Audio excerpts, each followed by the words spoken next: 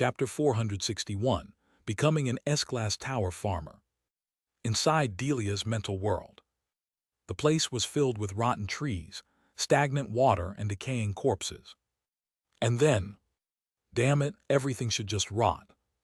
In the center, the gigantic demon Delia was absorbing the rotting things, shouting in anger. At that moment, thud, thud, thud. Gia-ra-ra-rar. The giant wolf Blackie appeared, flanked on either side by Eamdal and Jigomi, as if to assist Blackie. What? Fenrirnim. Delia was flustered by the sudden appearance of Fenrir. So flustered that she didn't even notice the massive Eamdal and Jigomi standing next to Blackie. I greet the noble wolf Fenrirnim, the god-hunting wolf, and the first seed of apostle of destruction. Delia quickly bowed her head so low, it almost touched the ground as she greeted him. Grrrr, my name is now Blackie, call me the great Blackianim. Fenrir now wanted to be called Blackie. What Blackie? What's with that lame name? Delia asked with a bewildered expression. Grrrr. Yes, great Blackianim. But when Blackie growled, showing his displeasure, she quickly responded. But this is my mental world, how is Fenrirnim here? Delia suddenly found it strange, but that wasn't the important thing right now. Did I do something wrong? She quickly recalled what she had done recently. But nothing. No matter how much she thought, she couldn't recall anything wrong. She had been diligently working to destroy the world. Even just now, she was trying hard to corrupt all the land of the tower. Although it seemed like she might fail because of that annoying guy who kept fighting and eating while fighting her. No matter how much she thought, only things she had done well came to mind. Ah, great Blackianim, you've come to help me, right? As it happens, there's someone in the enemy camp who's even more vicious than us apostles of destruction. She quickly tattled on Sejun, who had been getting on her nerves, to Blackie. Grrrr, a vicious guy. Yes, there's this guy who carries a cat on his knee, and he's such a sneaky and despicable bastard. You idiot, how dare you insult Sejunim in front of the great Blackianim? But now that I think about it, it's infuriating. Thud, thud. Eamdal and Jigomi, who were standing beside Blackie, got angry and stepped forward at Delia's words. You guys were here too. Only then did Delia notice Eamdal and Jigomi, and tried to greet them. Grrrr, did you just call my butler despicable and cowardly? Butler. Blackie, now extremely angry, growled as he glared at Delia. And then, grab. Guys, what's going on? Eamdal and Jigomi quietly grabbed Delia's arms. After that, they had a serious conversation with their bodies. A little while later, Delia, become my subordinate. Yes, I'll become your subordinate. Delia wanted to ask, aren't we already on the same side? But quickly agreed, fearing another serious conversation. Then follow me, let's go. Where to? Grab. Blackie grabbed Delia's soul and disappeared. Your field LV-7 has been activated. You have planted the Destruction Devourer seed in the body of Kruger, the destroyer of mountains and seventh seat of the Apostle of Destruction. HMHMHM. Sejun was humming as he planted Destruction Devourer seeds inside the void storage. Just then, Kaya, one of the Destruction Pioneers, wobbled over to Sejun. Here. Knowing why the Destruction Pioneer had come, Sejun extended his palm. Tui. The Destruction Pioneer spat out a seed the size of a grape. The Destruction Pioneers would spit out one seed every time they planted 1,000,000 Destruction Devourer seeds. Well done. Farmer's Warm Touch LV-7 has been activated. The Destruction Pioneer's fatigue is relieved while your touch lasts. Sejun used his skill to pat the head of the Destruction Pioneer that had spat out a seed, relieving its fatigue. Pug. He then planted the newly obtained Destruction Devourer seed. Just as he was about to continue planting more Destruction Devourers, with the 51 Destruction Pioneers. You have won the battle against Delia, the demon of corruption and 8th seat apostle of destruction.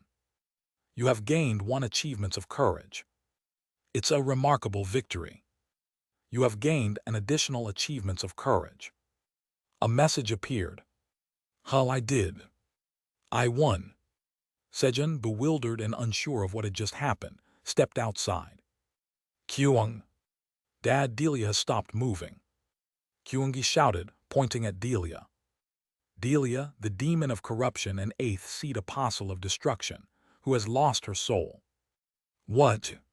Why does their soul disappear every time I fight them? Just as Sejun was pondering if there was something he wasn't aware of. Kurorong. Umrorong. Kurong. Why are Blackie and the others over there? He spotted Blackie, sleeping with its limbs spread out in a large X next to Delia, along with Eamdal and Jigomi napping on Blackie's pink belly. There was also a black butterfly resting there. Did they fall asleep playing with the butterfly? These idiots, how reckless. Sejun quickly ran over to gather up Blackie and his subordinates. Kyungi, put Delia into the void storage too. He instructed Kyungi to take care of Delia's body. Kyung. Got it. Kyungi enlarged himself and lifted Delia's massive body into the void storage. As Delia's body was removed, a gigantic, round stone that had been hidden behind her came into view. The stone, riddled with large cracks, looked as though it might break at any moment. Krug. Finally, the stone split along its cracks and shattered. And then, roll. A golden orb, the size of a fist, rolled out from the broken stone. Golden earth orb. What is this? Sejun picked up the orb and examined it. Golden earth orb. This is the orb in which Patrick, the god of the earth, was sealed. Some of the earth's power remains. Usage restrictions, none. Grade SSS. The orb where Patrick was sealed. So where did Patrick go? Could it be? Did Delia kill him, or maybe? Sejun recalled the attack that Yona and Kyungi had directed at the stone on the first day of the battle. Did I cause a team kill? Since he had ordered the attack, Sejun started to feel guilty, wondering if he had accidentally killed Patrick. Patrick, the god of earth, acknowledges your farming skills. A message appeared. Phew, so you're alive. Sejun sighed in relief. Fortunately, it seemed that he hadn't killed Patrick. But he just acknowledges my farming skills like that. Thank you, Patricknum. I'll build a monument for you later. Sejun, who believed in repaying faith with faith, made a vow. Thus, Sejun was recognized for his farming skills by 3 gods, Lee, Hamer, and now Patrick. You have been recognized for your farming skills by Lee, god of abundance, Hamer, god of farming, and Patrick, god of earth. You have met the conditions to unlock Tower Farmer S rank.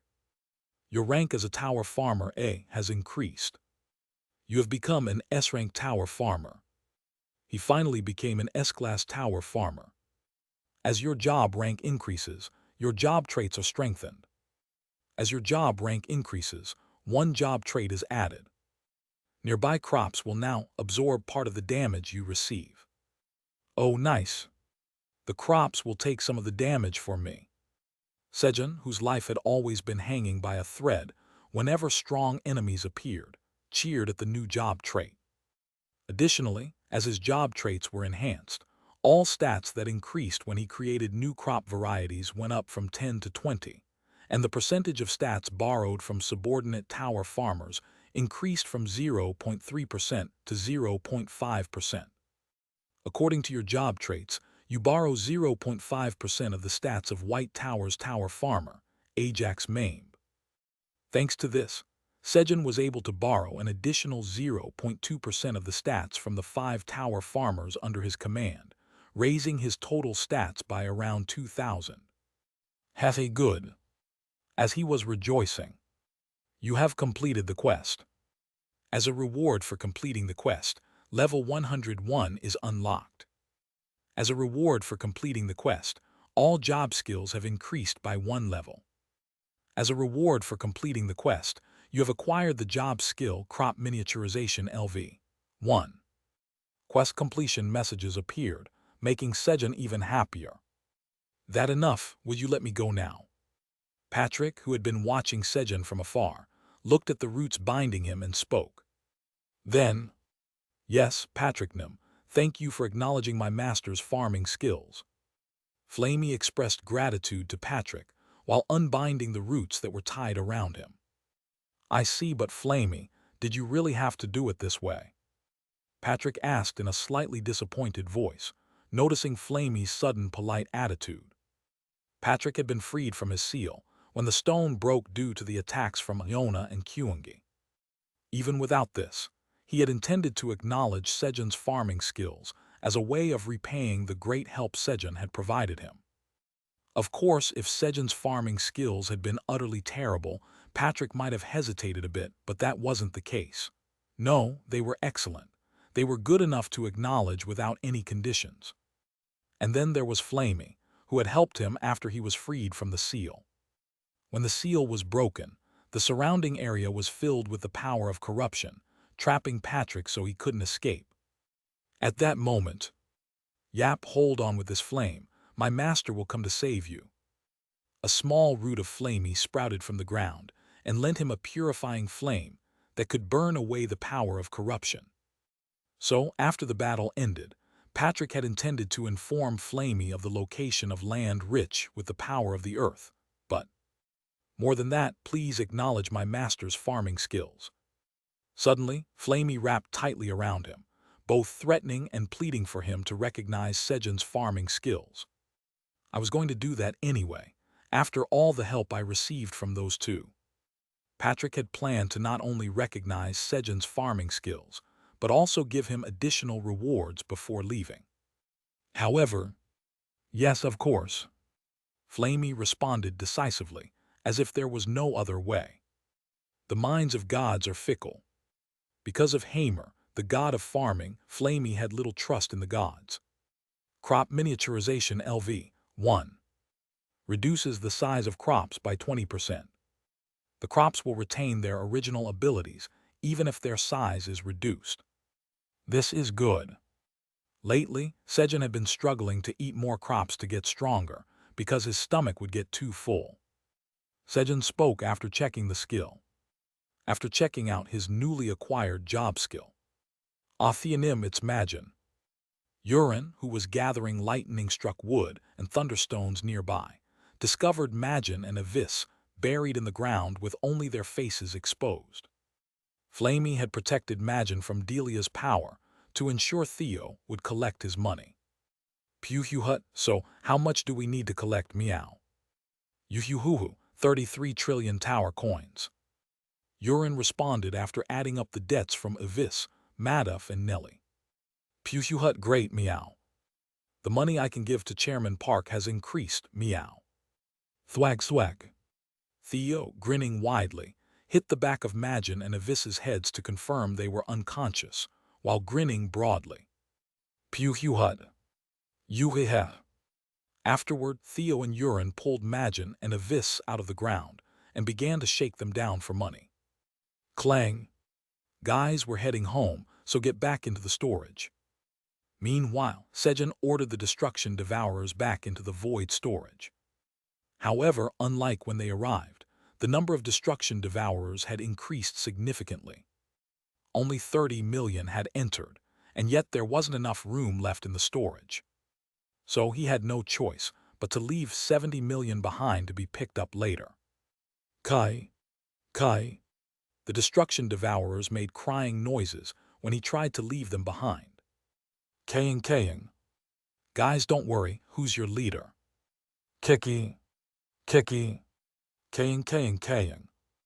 That's right, it's me, the great Blackie. Your leader won't abandon you. Blackie reassured his subordinates. What should I do? Sejun fell into deep thought as he watched Blackie and the Destruction Devourers. Originally, he planned to use the return magic with the absolute coordinates to go straight back to the Black Tower, but now he had a reason to come back. In that case, I'll just make a quick stop. He decided to quickly register the waypoint on the 99th floor of the Golden Tower and then leave. Once Sejun finished his preparations, he moved to the 99th floor of the Golden Tower, swiftly found the waypoint and registered it. Congratulations! You have achieved the feat of clearing the Golden Tower, following the Black Tower, White Tower, and Green Tower. As an achievement reward, you have obtained the title, the one who reached the summit of 4 towers. Let's quickly get out of here. He quickly returned to the 99th floor of the Black Tower. And so, Sejun returned to his farm. But why did I run away this quickly? I didn't do anything wrong, though. Sejun scratched his head, puzzled by his unnecessary escape.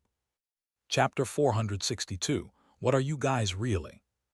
The moment Sejun marked the waypoint on the 99th floor of the Golden Tower and returned to the Black Tower. To think a human could defeat an apostle of destruction.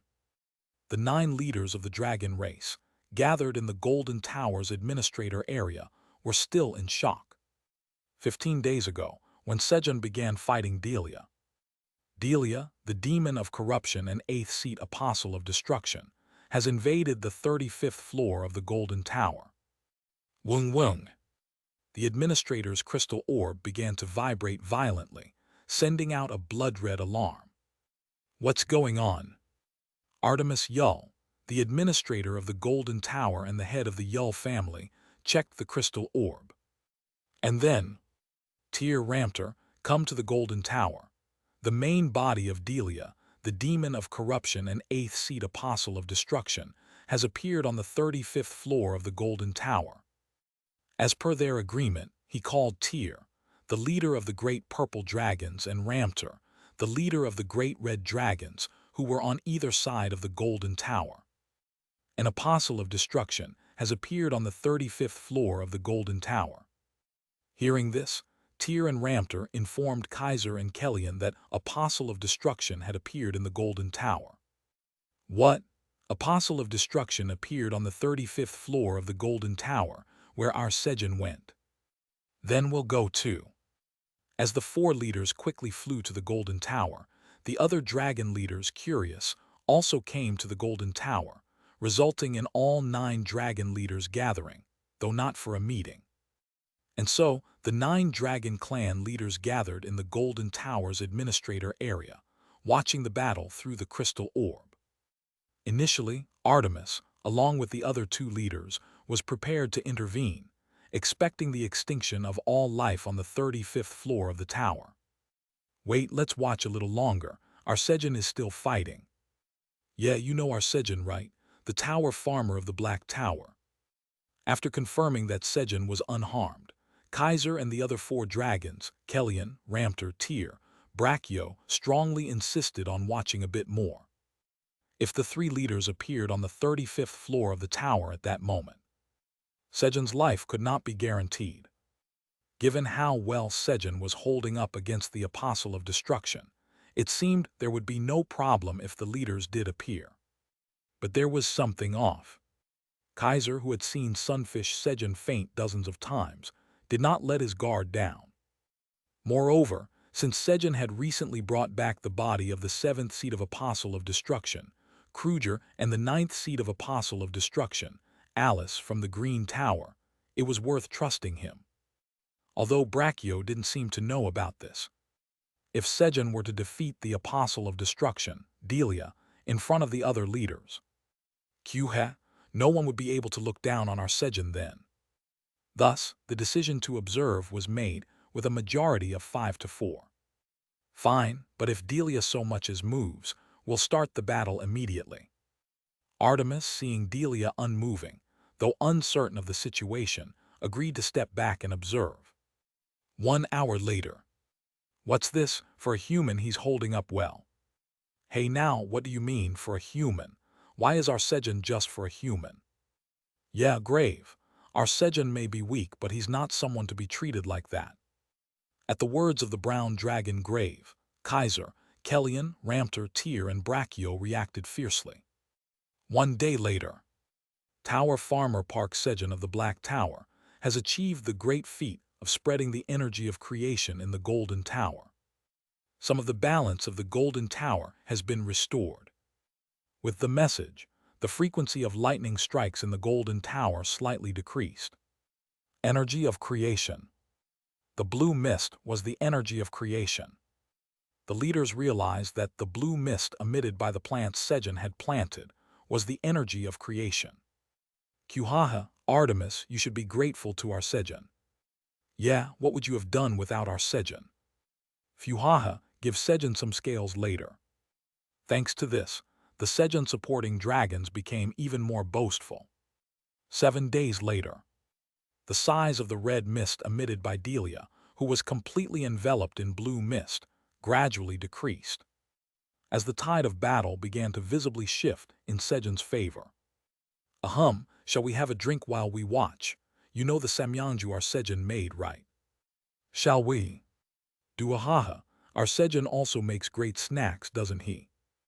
Kaiser, Kellyan, Ramter, and Tyr began to pull out the samyangju and snacks Sejun had made, and started recruiting for the pro-Sejun faction.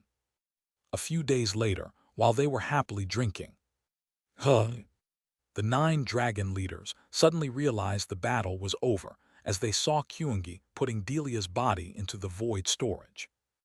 No, could that even be called a battle? He just planted some plants and won. So that's how he won. The leaders were in shock. Kuahaha, did you see that? As expected of our Sejun, I'm in a good mood. I'll treat for the second round. What? Our Sejun won, so why are you buying, Kaiser? I'll buy the second round. Our Sejun is the Black Tower's tower farmer, so of course I should buy. What nonsense! Our Sejun is my grandson's Hyung, so it's only right that I treat. Kaiser and Kellyan, who had come to their senses first, began arguing over who would pay for the second round. 99th floor of the Black Tower.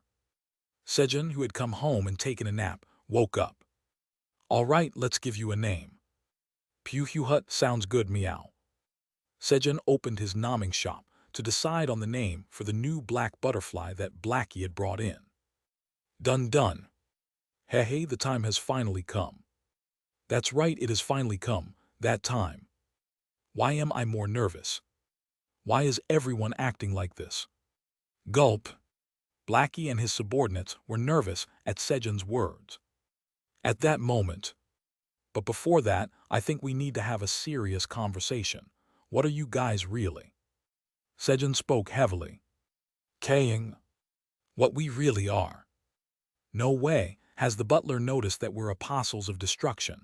What should we do? A tension far greater than when they were waiting for a name engulfed them.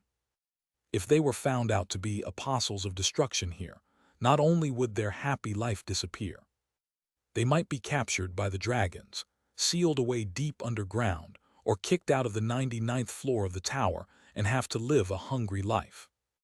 As Blackie and his subordinates worried about what would happen if their identities were exposed.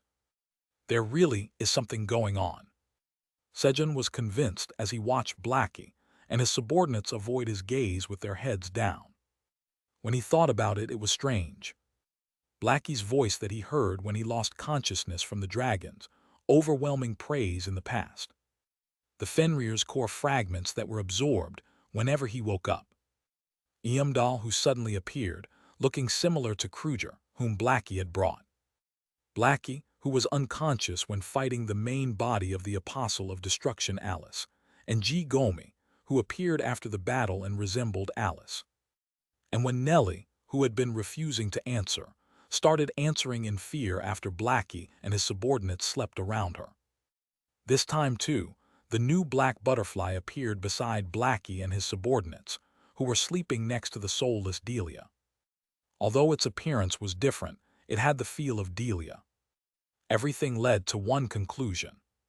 Heh, you can't fool the eyes of Sherlock Sejun. Sejun, engrossed in his own deductions. Blackie, you know how to exorcise, right? And you guys are the apostles of destruction that Blackie exorcised.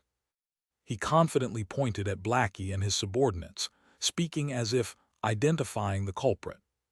Sejun was only half correct. No, actually 75% correct. Kaying. At Sejun's words, Blackie panicked and his subordinates froze. Kaying. That's right. In fact, the Great Blackie is a wolf that knows how to perform exorcisms. Blackie, who was nervous that their true identity might be revealed, hurriedly agreed with Sejun's misunderstanding. Oh, then you're an exorcist wolf. Kaying. That's right, you could say I'm also called an exorcist wolf. Anyway, Butler, you don't have to worry about the apostles that the Great Blackie has exorcised. The Great Blackie guarantees it. Suddenly, Blackie's subordinates found themselves labeled as beings who had been exorcised by Blackie. All right, but don't mention to anyone else that they're apostles of destruction. The dragons really hate them. Kaying. Got it. Nod. Blackie and his subordinates nodded their heads vigorously in agreement with Sejun's words. Phew, we can continue to eat delicious food. The four sighed in relief at Sejun's words. Oh, and I decided to name this one K-Kabai. It's short for K-Kamen Nabai. TL, Kolkumenanus, Kolnubi-inus, K-Kamen Nabai equals black butterfly. Kivihit. As expected. K-Kuruk. Shallering. At Sejun's words, three laughed and one cried. Thus Sejun made Kabai, who was an apostle of destruction until yesterday, cry with just one name. Everyone, gather around. We need to go pick up the remaining devourers. Ready, meow. Theo, who had been clinging to Sejun's lap the whole time, answered. Kueha Kuang.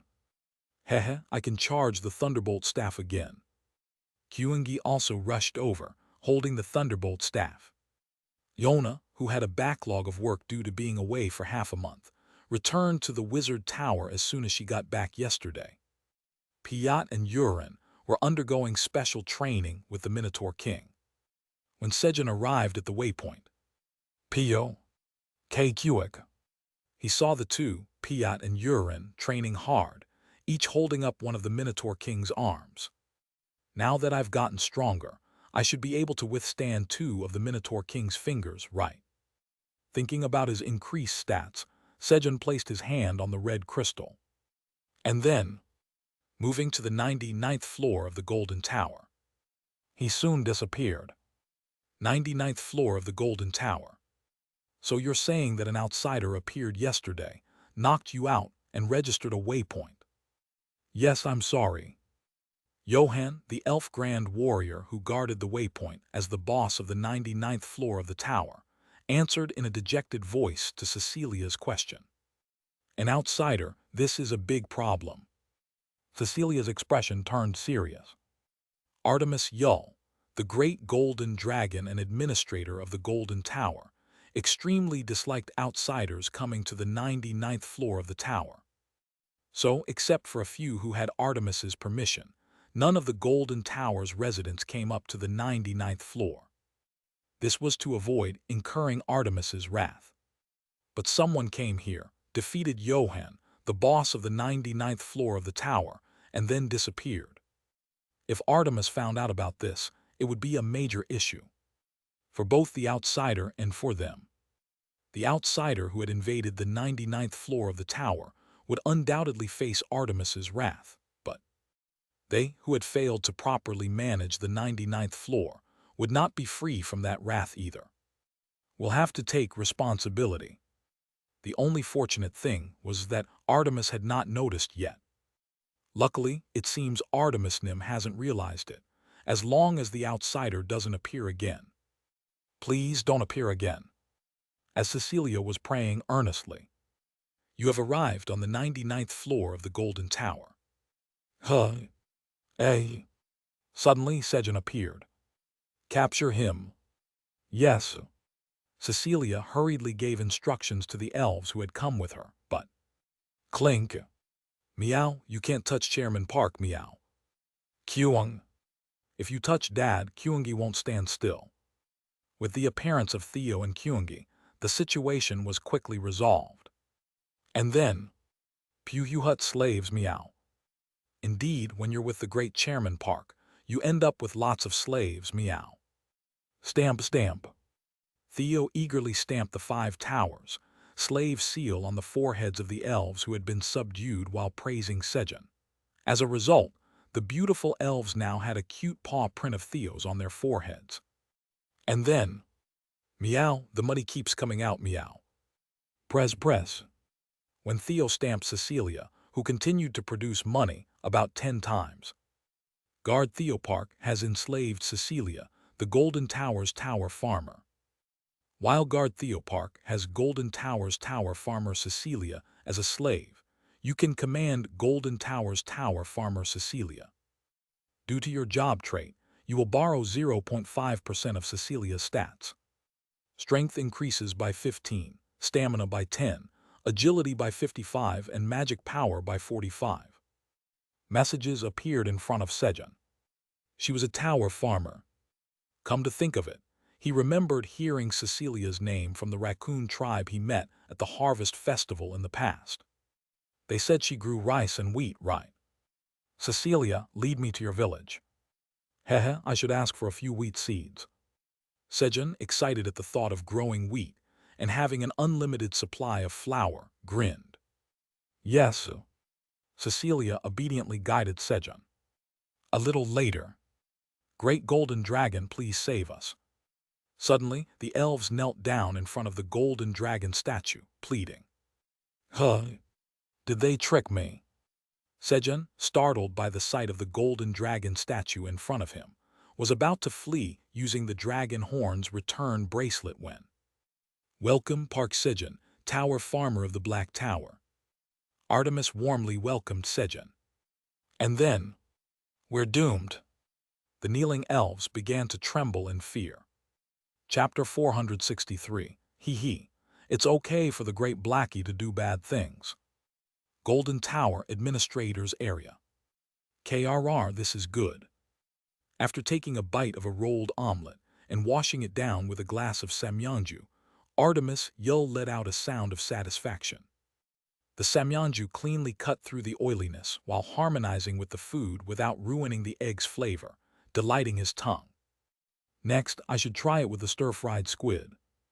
Immersed in the pleasures of gastronomy, Artemis tried pairing the stir-fried squid with samyeonju. And then, KRR, this is even better. When the spicy flavor of the stir-fried squid spread in his mouth, the sweetness of the samyeonju balanced out the spiciness, creating an excellent taste. This Sejun guy, not only did he take care of the Apostle of Destruction, but he also knows how to make such good liquor and snacks. Quite impressive.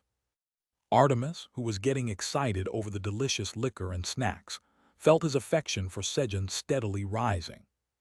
And later, I'll have to set up a meeting to give him a gift and ask him to make some snacks for me too. Just as Artemis was deciding to reward Sejun for dealing with Delia, the Apostle of Destruction, and to request some snacks. O great Golden Dragon, please save us. The Golden Tower's tower farmer Cecilia called out to him. What's going on? Artemis quickly focused his consciousness on the Golden Dragon statue and, oh, it's Sejun. This is my chance. Having spotted Sejun, Artemis decided to act on his earlier decision right away. Golden Tower, 99th floor. Park Sejun, thank you for defeating the Apostle of Destruction. This is my reward to you. As the Golden Dragon statue opened its mouth and presented him with golden scales and dragon teeth as gifts. Haha, thank you. Sejun received the scales and teeth without any surprise, as if this kind of thing was something he was used to. And what's going on? Cecilia realized that the situation was very serious. The grumpy and violent Artemis was generously giving away his scales and teeth, treating Sejun almost like a beloved grandson. Could it be that we've offended Artemisnum's grandson? We're doomed. As Cecilia was falling into despair. Are Kaisernum and the others there with you? Indeed, we were just drinking the samyeonju you made, Park Sejun. Then aren't you short on snacks? Should I make a few more snacks for you? Really? That would be appreciated. Sejun chatted amiably with Artemis. Then, I'll move to a place without lightning first, and then prepare the snacks for you.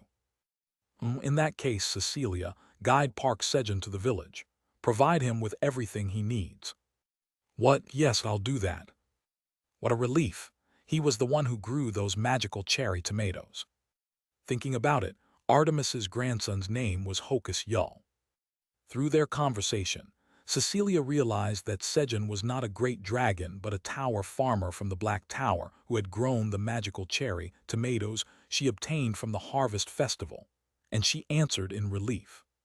She thought there would be some mutual understanding between fellow tower farmers, but, haha, you reported me, but what can you do? Artemisnum is closer to me anyway. She was wrong. Their personalities were completely different. Pew Hu Hut, our great Chairman Park is very close to the dragons, meow. Hee, my dragon connections are quite impressive. Pew Hu Hut, as expected, Chairman Park is great, meow. Behind Cecilia, who was guiding them to the village, Sejun and Theo were laughing like villains, teasing her.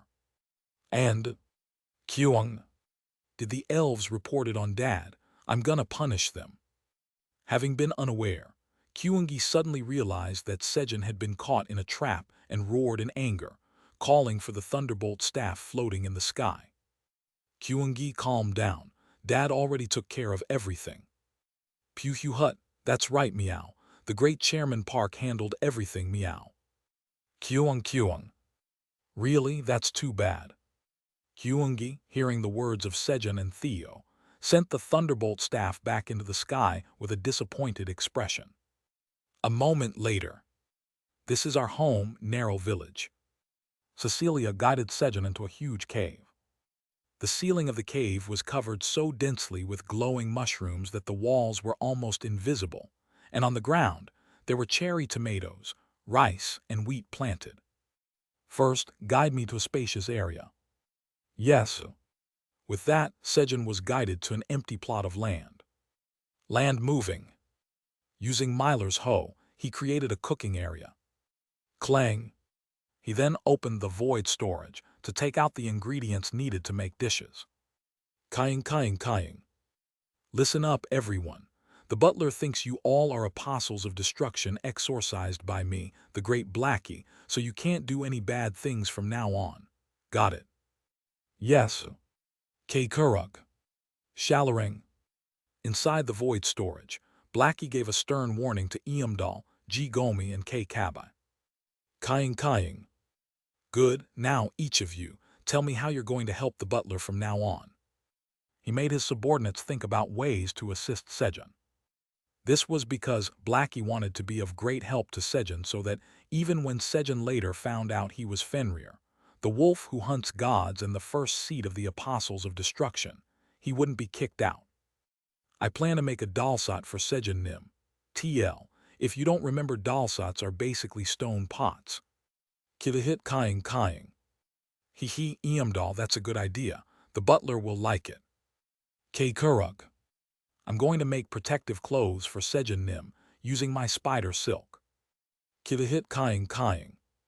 Hee, G. Gomi, excellent. The weak butler needs sturdy clothes. Shallering.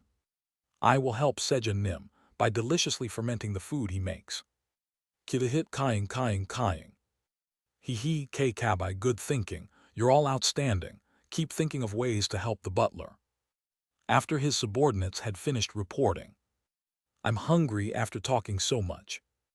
Blackie started to snack on the dried sweet potato slices stored in the warehouse without getting Sejun's permission. Chomp. Great Blackie Nim, didn't you say we shouldn't do bad things? Eamdal, who was watching this, cautiously reminded Blackie. But, Kidahit Kying. Hee, it's okay for the great Blackie to do bad things, because the great Blackie wasn't exorcised. Blackie answered proudly, and, oh, as expected of the great Blackie Nim. K. Kurug. Shallering. Blackie's subordinates nodded in agreement with his logic. But then, clang. Blackie, who said you could eat the dried sweet potato slices without permission. But Sejun was not convinced. Kying. Run. Thump. Blackie quickly grabbed the dried sweet potato slices in his mouth and bolted, but Kyungi catch Blackie. Kyung. Got it. Kyungi easily captured Blackie with telekinesis. Blackie, you need to set a good example for the ones you exorcised. What do you think will happen if you start causing trouble? Is that okay or not? Kyung. It's not okay. Blackie had to endure the humiliation of being scolded by Sejun in front of his subordinates. After scolding Blackie, first, let's get out the egg fruit and the squid. Sejun began cooking, taking out ingredients for the rolled omelet and stir-fried squid that Artemis had requested, as well as other ingredients for additional snacks. 1 hour later. Here are the snacks. When Sejun sent the snacks to Artemis. Wow, what's that smell? It smells delicious. What is that? The aroma of the food spread throughout the cave, attracting young elves who gathered one by one around Sejun's cooking area. Slurp. Gulp. They wiped the drool from their mouths. Kids, would you like to have some? When Sejun offered the extra rolled omelets he had made for lunch to the young elves who were peeking into the cooking area. Can we really eat this? The young elves hesitated to enter the cooking area, glancing around cautiously. Yeah, it tastes even better if you dip it in this. When Sejun offered them some ketchup he had made himself. Gulp. The young elves swallowed their saliva and carefully entered the cooking area in a line. And then, plop, they each picked up a piece of the rolled omelet that had been cut into 10 pieces. What about me? Should we share half? Although there were more than 10 children, meaning there wasn't enough rolled omelet to go around. Here there's more. For a household with many mouths to feed, Sejun usually made at least 50 rolled omelets. It was more than enough for the children to each have a piece. As each of the children took a piece of the rolled omelet, they dipped it in the ketchup and put it in their mouths. The tangy taste of the ketchup paired with the soft, delicate texture of the rolled omelet. Wow, it's so delicious. Heh, then try this too. While the children were eating, Sejun prepared a few more dishes and joined them for the meal. And then, oh, you can't eat seafood or meat. Yes, we get sick if we eat that. Sejun learned that the elves were vegetarians. Interestingly, they had no trouble eating egg fruit and sausages harvested from trees. As they were enjoying their lunch, rumble! A hole appeared in the air, and the golden cart rolled out in front of Theo, having completely sold out on another floor. Clank! Starting the settlement. The cart's door opened, and the settlement process began. You have earned 205,014,100,000 tower coins by selling all items. It was an enormous amount, far beyond what they had earned before. This was thanks to upgrading the storage compartments of the golden cart 5 times, using 30 Thunder Spirit Stones. While fighting Delia, Piot and Urin had been gathering lightning-struck wood and thunderstones when boom! K-Quick! Boom! K-Quick! The unfortunate Urin kept getting struck by lightning, and they discovered that one of the thunder stones Urin was holding had turned into a Thunder Spirit Stone. Urin, don't do anything except hold onto the lightning-struck wood and thunderstones. Sejun hoped that just as thunderstones could turn into Thunder Spirit Stones if struck by lightning repeatedly, the lightning-struck wood might also transform into something better. Can I eat while I wait? Of course. So, Sejun packed a lot of food for Urin, putting it in a space expansion pouch that had a lightning protection function. Boom! K-Quick! Despite continuously getting struck by lightning, Urin managed to create 30 Thunder Spirit Stones and 3 Thunder Spirit Woods. The Thunder Spirit Wood, transformed from the lightning-struck wood, was a material imbued with a powerful thunder energy, just like the Thunder Spirit Stones. However, it wasn't a material that could be used to upgrade the golden cart.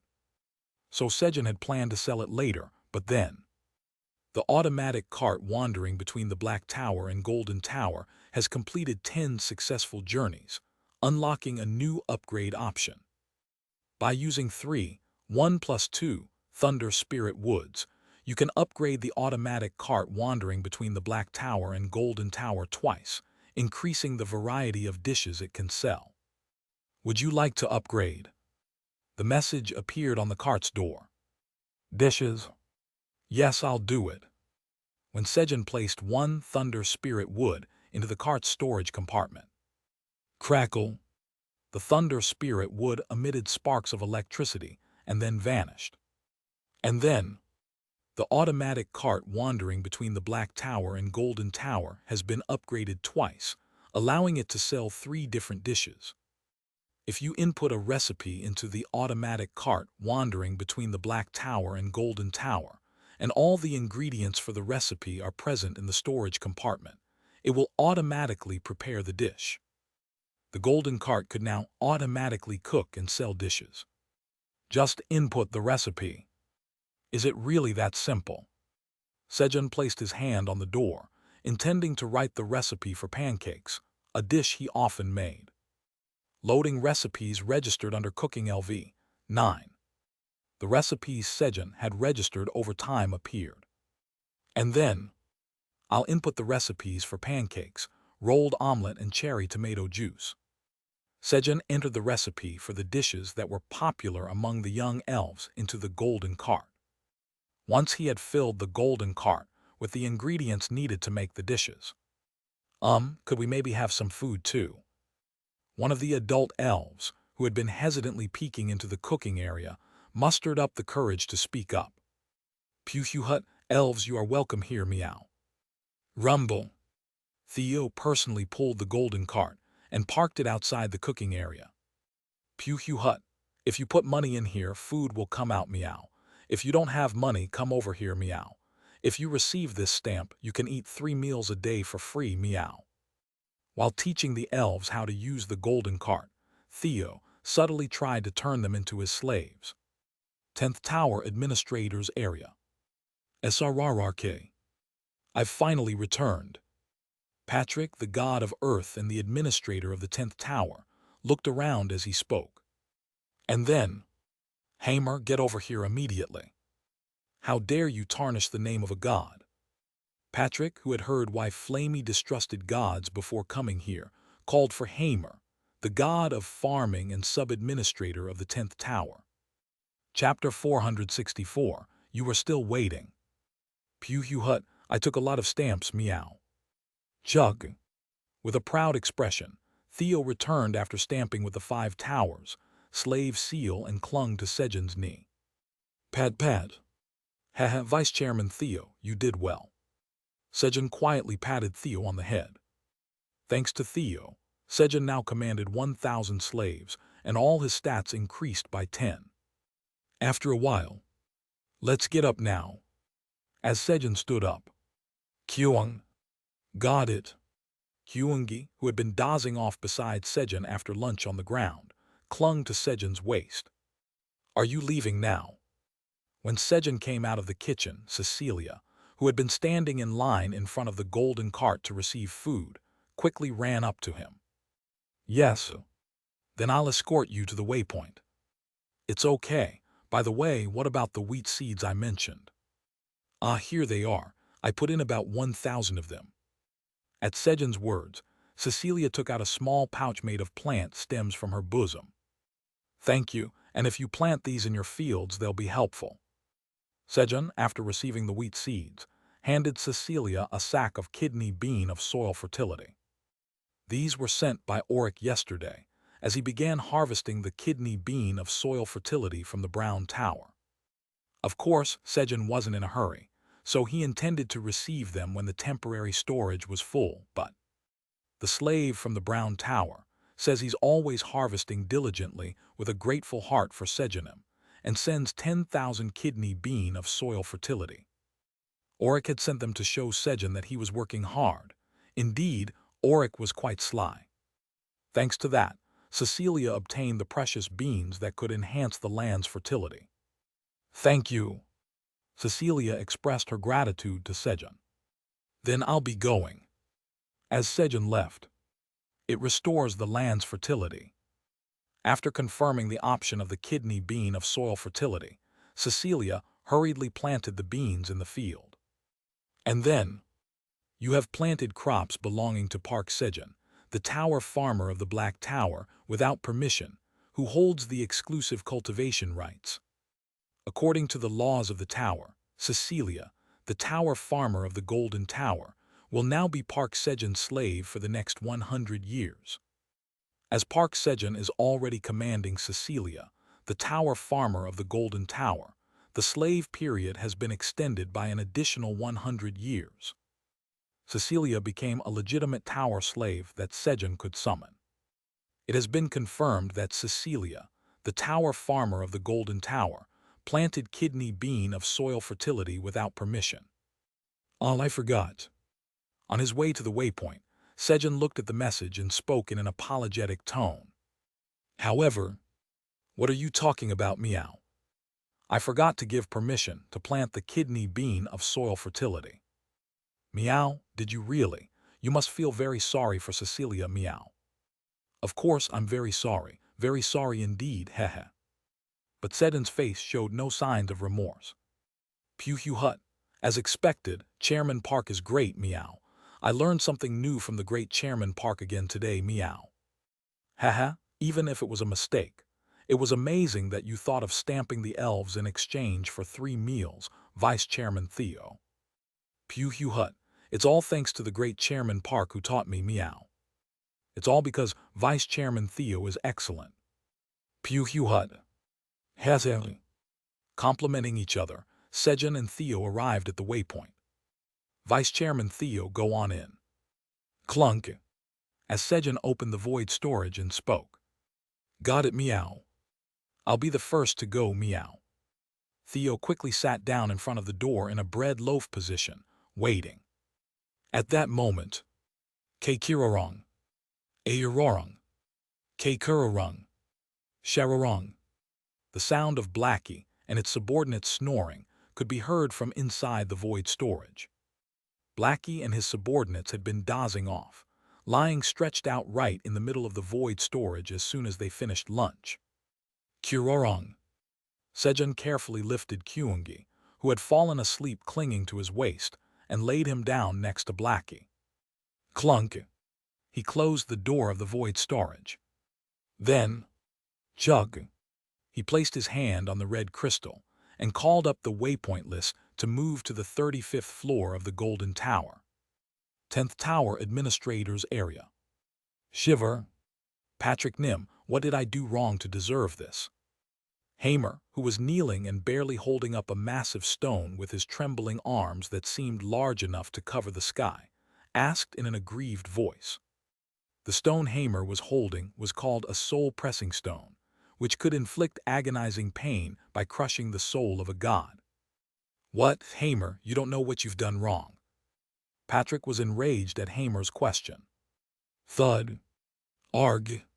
Because of this, another massive soul-pressing stone was added on top of the one Hamer was already holding. What did I do wrong? To escape the pain, Hamer started racking his brain to find his mistake. I remember now. I secretly took some snacks called popcorn without telling you, Patrick Nim. No, that's not it, and the popcorn is confiscated. No, my popcorn. Hamer screamed internally as his popcorn was about to be confiscated. Thud. Another soul-pressing stone of indignation was added. As a result, Hamer no longer had the leisure to think of anything else. Arg, actually I was bored when Patrick Nim wasn't around, so I brought Stella Hisron, a silver dragon, to the 10th Tower without permission.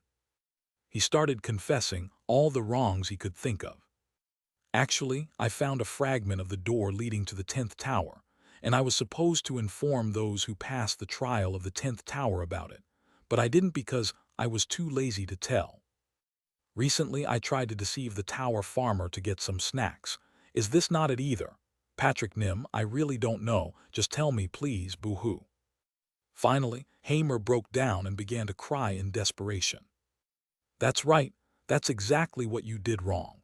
Because you tried to deceive Black Tower's tower farmer Park Sejun, Flamey, a tree of creation candidate born after 1,000,000 years, thinks gods are untrustworthy. Do you understand what you did wrong now? Patrick explained Hamer's mistake in detail while scolding him. What? Flamey is a candidate for the Tree of Creation. At Patrick's words, Hamer's heart sank. The Tree of Creation, a being who guards the void left by the Creator God for hundreds of millions of years, while the old Creator God disappears and a new one is born, and bestows the power of creation to the newly born Creator God. In some ways, the Tree of Creation is a higher being than the Creator God. Although they can still call its name freely since it's only a candidate now, the moment it becomes a real Tree of Creation, it will become a supreme existence that Hamer wouldn't even be able to look at. But I tried to scam Park Sejun, whom Flamey serves as a master. My divine life is ruined. Not just this life, but the next life and the one after that. No matter how many times I'm reborn, Flamey, who will live for countless eons, will hate me. Hamer's mind began to go blank. Patrick Nim, what should I do? Hamer asked urgently, crawling towards Patrick while still holding the soul-pressing stone. The pain from the soul-pressing stone was no longer the issue. What do you mean, what should you do? You have to do whatever it takes to make Flamey believe in gods again. I understand, I'll work hard. Just as Hamer resolved to somehow show a good image to Flamey somehow. But before that, you need to be punished for the wrongs you just confessed to. What? Rumble. Arg. Patrick added dozens of massive soul-pressing stone on top of the stone Hamer was holding. Your punishment will last until Park Sejun finds all 2 fragments of the door leading to the 10th tower, so hurry up and find them. Yes. Hamer started diligently performing his duties as the sub-administrator of the 10th tower, which he had been neglecting until now. You have arrived on the 35th floor of the Golden Tower. As soon as Sejun arrived, Kiki, the destruction devourers, who had been eagerly awaiting Sejun's arrival, greeted him excitedly. All right, let's go home, devourers. Clunk. As Sejun opened the void storage. Chairman Park, I missed you, meow. Theo, who had been in a standby mode ever since entering the void storage, quickly sprang out and clung to Sejun's face. Chairman Park, your face got so rotten just in that short time, meow. Theo started kneading Sejun's face. Hey, you weren't even in there for 10 seconds. But your face still looks rotten, meow. It does not. Squeeze. In the end, Theo got his cheeks pinched as a punishment by Sejun. Kekila hit Kang. Heh, didn't I say the great Blackie would come back? Hurry and get in quickly. Meanwhile, Blackie was directing the destruction devourer to enter the void storage. You guys climb up here. K. Kurug, Shalaring, Iamdal, G. Gomi, and K. Kabai guided the destruction devourers, making sure as many of them as possible could fit into the void storage. As the destruction devourers smoothly entered the void storage, even without Sejun's direct supervision. Let's see here. Meow, meow, meow. Sejun placed Theo on his lap and began to check the things he hadn't been able to do to being busy. First, the achievements of courage. When Sejun thought of the heart of courage that had been absorbed into his own heart. Heart of courage. You can accumulate achievements of courage and use them when needed. Current accumulated achievements of courage. 2. Items exchangeable with achievements. The details appeared in front of Sejun just as he desired. And there was something new that he hadn't seen before. Items exchangeable with achievements. When Sejun focused his gaze on that part. Enhance power, the courageous one, 100 achievements of courage. Awaken talent, fearless, 50 achievements of courage. Acquire skill, summon courageous warrior master, 40 achievements of courage. Acquire skill, mark of courage master, 30 achievements of courage. Increase all stats by 110, 2 achievements of courage. Options that could be exchanged with achievements of courage appeared. I should save up more of these for now. Stats, strength, 30-15-3553 Stamina, 35-17-4088 Agility, 28-62-3379 Magic Power, 44-33-4907 Mental Strength, 832-3000. With total of 4 stats exceeding 10,000, Sejun decided that increasing all stats by 100 wasn't very significant, so he decided to aim for combat skills first.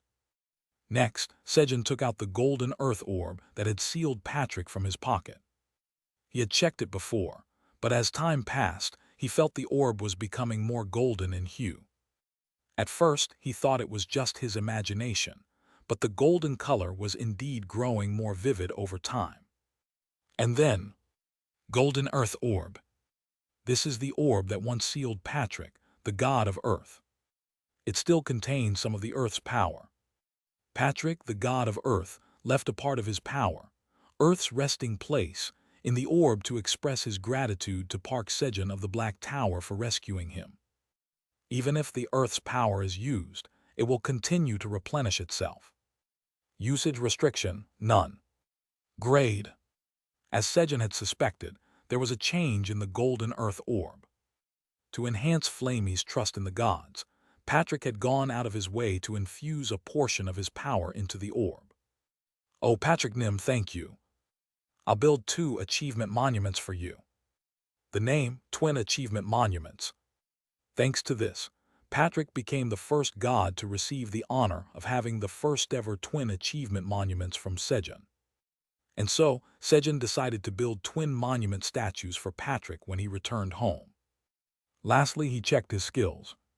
Skills: Magic Seed Sowing Master Harvesting LV, 9 Seed Shop LV, 5 Seed Harvesting LV, 9 Farmer's Warm Touch LV, 8 Crop Gigantification LV, 7 Fire Field LV, 5 Eura Field LV, 8 Greenhouse LV, 6 Laying Grass LV, 2 Crop Miniaturization LV, 1 Beekeeping LV, 8 Rain Thunder LV, 6 Cooking LV, 9 Fermentation LV, 4 Vitality LV, 7 Intermediate Swordsmanship LV, 5 Intermediate Spear Technique LV, 1 Intermediate Shield Technique LV, 1.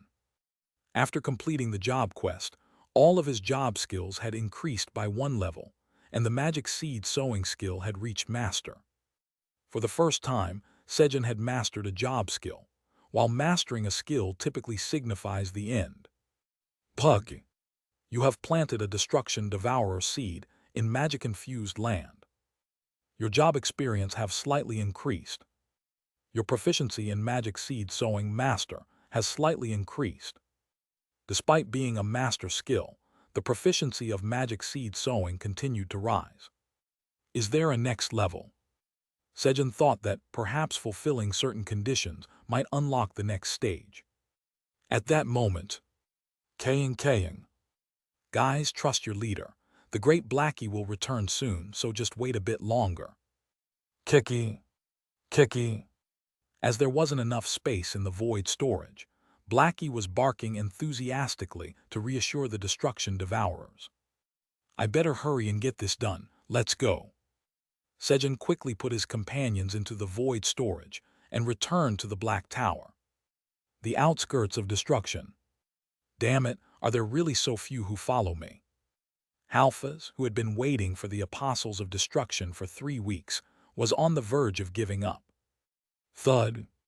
At that moment, Leviathan, the serpent that summons tsunamis and the 12th seed of the Apostles of Destruction, returned to replenish the power he had exhausted in his attempts to destroy a world and conquer the towers. Oh, Leviathan, you came. I knew you'd show up. Halfas welcomed Leviathan with delight. What's going on? Leviathan, who had been completely lost in thought. Oh, yes, of course. Sorry for being late. I had a lot to do, so it took me some time to get here. Suddenly, Leviathan remembered that Halfas had summoned all of the Apostles of Destruction and quickly responded. But you were still waiting all this time. Somebody please hurry up and show up. Halfasnim is scary. Leviathan felt a chill of fear at Halfas' relentless persistence. Chapter 465, Black Rabbit Jr. 99th floor of the Black Tower. Morning of the 444th day since entering the tower. Snore. Sejun was sleeping in late. Due to the fatigue from the battle, with Delia that hadn't yet worn off, and the exhaustion from transporting destruction devourers all day yesterday, the tiredness had piled up again. Gorarong. Since Sejun hadn't woken up, it was natural that Theo also hadn't woken up. Keikirarong. Iyamorong. Keikurarong. Shararong. Blackie and his subordinates were also enjoying a rare late sleep. At that moment, Tiptoe, a pure white baby rabbit, as white as a snowflake, cautiously approached Sejun's pillow. Pee-pee-I-I-I. The rabbit screamed loudly right into Sejun's ear. Alyag. Ouch, my ears. Sejun woke up screaming from the sudden high-pitched sound. What meow? Who dares to disturb our great Chairman Park meow? Kaying. Who is it who touched the butler? Great Blackie and him, open your eyes. It's not that side, it's this side. Keikurug. Shallering. Thanks to Sejun's scream, Theo and the entire Blackie family were startled awake, causing a commotion. And then, Feheng, a baby rabbit with 3 black dots on its back, holding a tiny hammer about 1/100 the size of Black Rabbit, was giggling while looking at Sejun. What's with this little guy? It looks similar to Black Rabbit. As Sejun thought of Black Rabbit while looking at the baby rabbit. Peepayak. Black Rabbit Jr., didn't I tell you to stay put? Black Rabbit hurriedly rushed into the bedroom and scolded the baby rabbit. Black Rabbit Jr. So is it Black Rabbit's son? You did it, Black Rabbit. Sejun looked at Black Rabbit with pride. But if you shout at a kid like that, having already experienced raising rabbits, he could naturally foresee the next situation. Peepeeg. Dad yelled at me, I hate you, Dad. As Sejun expected, the baby rabbit started crying sorrowfully after being scolded by Black Rabbit. Peepayak. Black Rabbit Jr., why are you crying? Black Rabbit, flustered after making his son cry, was utterly at a loss. The crying of a 10-day-old baby rabbit was pure terror for the novice father Black Rabbit. An invincible move that couldn't be defended against. Uncle, help me. Black Rabbit, at a loss for what to do, sent Sejun a pleading look for help, and is it time for me to step in? Sejun grinned confidently and pulled out some sugar cane from his pocket. Why are you crying? Here, eat this. It's really tasty, you know. As Sejun patted Black Rabbit Jr.'s back and naturally placed the sugar cane in its mouth. Peepeeg. Crunch. Black Rabbit Jr. quickly stopped crying and started chewing on the sugar cane, focusing intently on its sweet juice. Peepayak. Meanwhile, Sejun managed to ask Black Rabbit why he brought Black Rabbit Jr. to the 99th floor of the tower. He said there was a legend in the Red Ribbon Kingdom about the strongest black rabbit born with 3 black dots on its back. A being destined to lead the Red Ribbon Kingdom to a golden age with its immense power. Black Rabbit said that he came to the 99th floor of the tower, where the Minotaur King resides, to have his son, who was destined for such a fate, undergo the best training from a young age. Isn't it too early for him to receive special training from the Minotaur King? Peeperarong. As Sejun asked in a concerned voice while looking at Black Rabbit Jr., who had already fallen asleep in his arms after finishing the sugar cane. Peepayak. No way, my son is probably stronger than Uncle. That can't be right. No matter how weak I am, I'm not weak enough to lose to a 10-day-old rabbit. Peepayak. No way, my son was born strong. Then let's go ask the Minotaur King. Peepayak. All right. Thus, Sejun and Black Rabbit decided to go ask the Minotaur King who was stronger. In the middle, Theo and Kyungi greeted Black Rabbit before heading off to the Green Tower and the Western Forest for work. A little later. Moo. Sejunum lasted 3 minutes with 2 fingers, while this one lasted 2 minutes and 40 seconds. See, what did I tell you? Hey, as expected, I'm stronger. Sejun, who beat Black Rabbit Jr. by a 20-second difference, smiled brightly at Minotaur King's words. And then, heave-ho, after Sejun underwent his special training. PPI. Next, as Black Rabbit Jr. endured Minotaur King's 2 fingers during his special training. Pipayak. Uncle, could you give our son a name? Black Rabbit cautiously approached Sejun and made a careful request. A name. I thought Black Rabbit Jr. was his name. Pipayak Pipayak. That's just what we've been calling him because he doesn't have a name yet, and I'd like Uncle to name our son. Choo Choo also said she'd like Uncle to name him. There was a tradition among rabbits that the higher the being who named them, the longer and more prosperous their life would be. So Black Rabbit asked Sejun, the highest being in the Black Tower except for the dragons, to name Black Rabbit Jr. Really? All right, give me a moment. And so, Sejun's naming shop, which had been closed for just a few days, reopened. Sejun hurriedly started thinking of a name that would suit Black Rabbit Jr. Since he has 3 black spots on his back, so Jiamsami, TL Kochumsum, which means 3 dots. Since he's Black Rabbit Jr., maybe Black 2. TL, Black 2 or Huktu, which is just a combination of black and 2. Since he says Peepig Peepig, TL, Peepig is the sound Black Rabbit Jr. makes while talking. It's tough to choose. For some reason, all the names he came up with today seemed perfect. At that moment, a sudden question popped into his mind. Black Rabbit, will those dots on his back stay forever? This was a very important issue because if the dots disappeared, he wouldn't be Jiamsami anymore. Pipayak. They will disappear eventually. That was close. Jiamsami is out. It was also really fortunate for Black Rabbit Jr. Just as Sejun was about to dismiss the name Jiamsami. He noticed the small hammer on Black Rabbit Jr.'s back. A rabbit and a hammer torch. TL, the word torch is a combination of rabbit and hammer. Kotakienus, taki means rabbit, hence tu is derived from rabbit.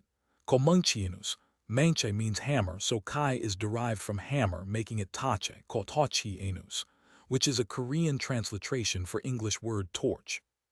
Torch. It had a nice ring to it. But it lacks a bit of impact, since he's Black Rabbit. Black Torch, TL. The alternatives would be Huk Tache. Here Huk means black or Black Raymer or Black Tache. Let me know which one you guys prefer. Oh my goodness. Sejun was amazed that he had come up with such an excellent name.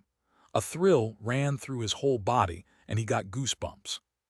And then, shiver, Black Rabbit Jr., who was receiving special training from the Minotaur King, no, the poor rabbit who was about to receive the new name Black Torch, also shivered. Moo moo. 2 minutes and 40 seconds are up. Next, Black Rabbit, come on. Pipayak. As Black Torch's special training ended, the Minotaur King called Black Rabbit for his turn. And then, Pee. Exhausted after the training, Black Torch collapsed onto the ground. Kilahit Kaying. Hehe, welcome, rookie. From now on your name is Black Torch. Nice to meet you, Black Torch. K. Kurug. Shallering. Blackie and his subordinates warmly welcomed Black Torch, who had just received his name from Sejun. However, Pipayak. I hate Black Torch. I'm just going to stick with Black Rabbit Jr. And don't you guys act all high and mighty when you're weaker than me. Black Torch stomped the ground angrily, rejecting the embarrassing name Sejun had given him, ignoring Blackie and his subordinates. And then, Kaying. Black Torch is actually a really good name among those the butler has given, and you dare say we're weak. Guys, show him how scary we can be. Yes, great Blackie in him. K. Kurug. Shallering. Thud. Black Torch had to pay a terrifying price after receiving the pitiful headbutts from Blackie and his subordinates. 30 seconds later. Pipayak. Great Captain Blackie in him, please accept my greeting. Rookie Black Torch reporting in. After being exorcised by Blackie and his subordinates, Black Torch transformed into a very polite rookie. Kivihit. Blackie looked at his exorcism success with satisfaction. But there were two beings that even Blackie couldn't exorcise. One was Theo, who had the giant Sejun. Blackie once secretly entered Theo's mental world while he was sleeping, only to hurriedly exit upon encountering the giant butler about the size of his own. Theo was a crazy cat who only cared about Sejun. Thanks to this, Blackie realized just how terrifying a fanatic could be. The other being was Kyungi.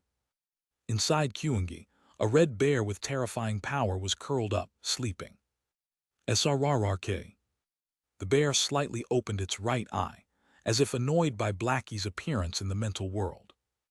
Even that slight movement was starting to impact Blackie's mental state. The moment Blackie faced the bear, he realized its true identity. The beast of the apocalypse. If creation and destruction are like a repeating cycle of life and death, the apocalypse is the existence that breaks that cycle. That's why it's also called the end bringer. When the beast of the apocalypse awakens, it means everything returns to nothingness. Leave, it is not yet time for me to awaken. At the bear's command, Blackie was expelled from Kyungi's mental world. As a result, Blackie couldn't defy Theo or Kyungi.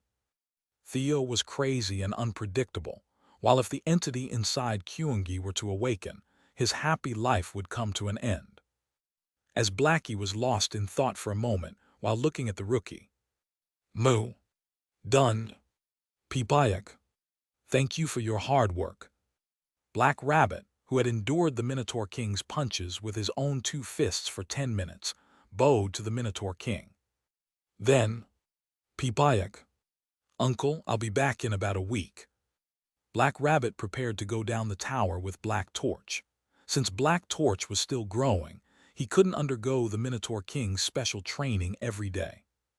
Won't you have a meal before you go? Pipayak, Pipayak. I'll eat later. I have something important to do this afternoon. Pipayak. Goodbye, Uncle Grandpa. And with that, the Black Rabbit father and son hurriedly left. Ahi. Grandpa. Sejun suffered a serious internal injury from Black Torch's innocent words. After the Black Rabbit father and son duo left. Then let's eat by ourselves. Sejun returned home and had lunch with his companions. On the outskirts of destruction. Leviathan, have you heard when the other apostles of destruction are coming? No, I haven't. Leviathan shook his head at Halfaz's question. It was natural, as he hadn't come here of his own accord either. At that moment, Leviathan, where are you? There's a lot of food here, come eat with us. Jormungandr's is here too. Kraken had reached out to him. Even among the apostles of destruction, there were groups that formed based on their characteristics or levels of closeness. Halfaz, Melpheus, and Delia, who all had wings.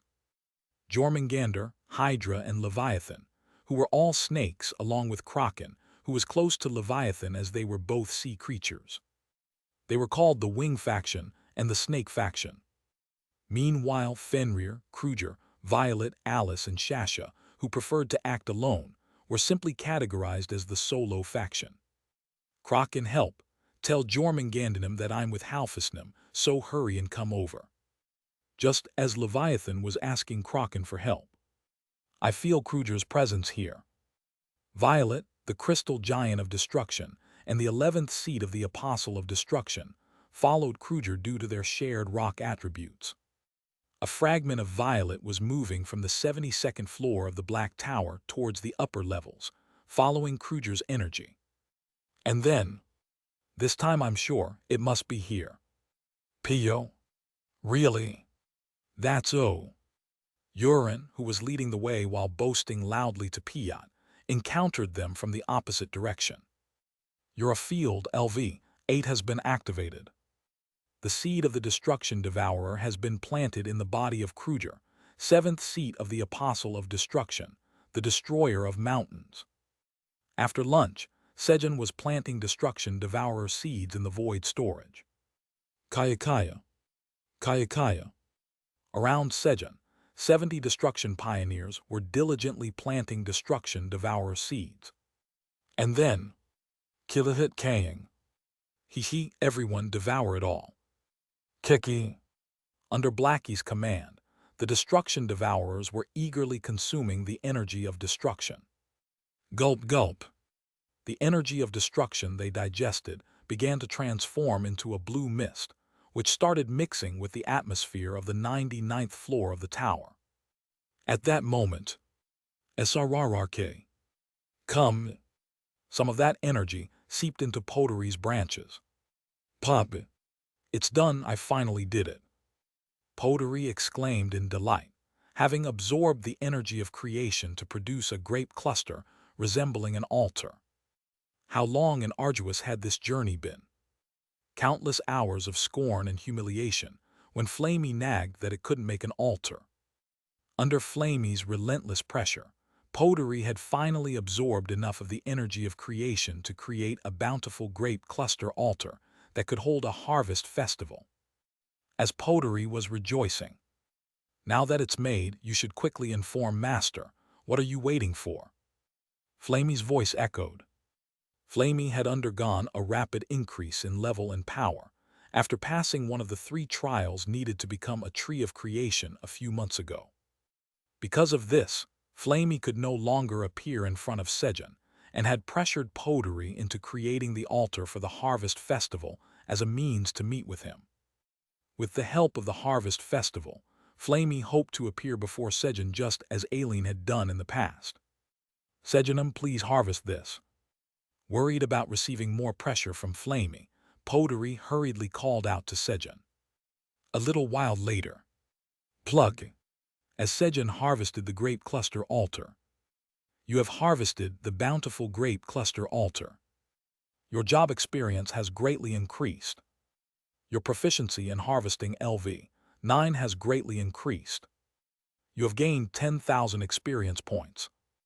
Along with the messages, the purple grape cluster grew to a massive size and floated in the air, with vines extending from the grape cluster to support the altar. And then, a quest has been generated. Quest, within 24 hours, offer 100 of each of 10 different crops to the bountiful grape cluster altar, and hold the Harvest Festival of Abundance. Reward, hosting the Harvest Festival of Abundance. A quest to hold the Harvest Festival of Abundance had appeared. Chapter 466. All their faces look so gentle and weak. Seed Shop Headquarters. Park Sejun, the tower farmer of the Black Tower, has harvested the bountiful grape cluster altar.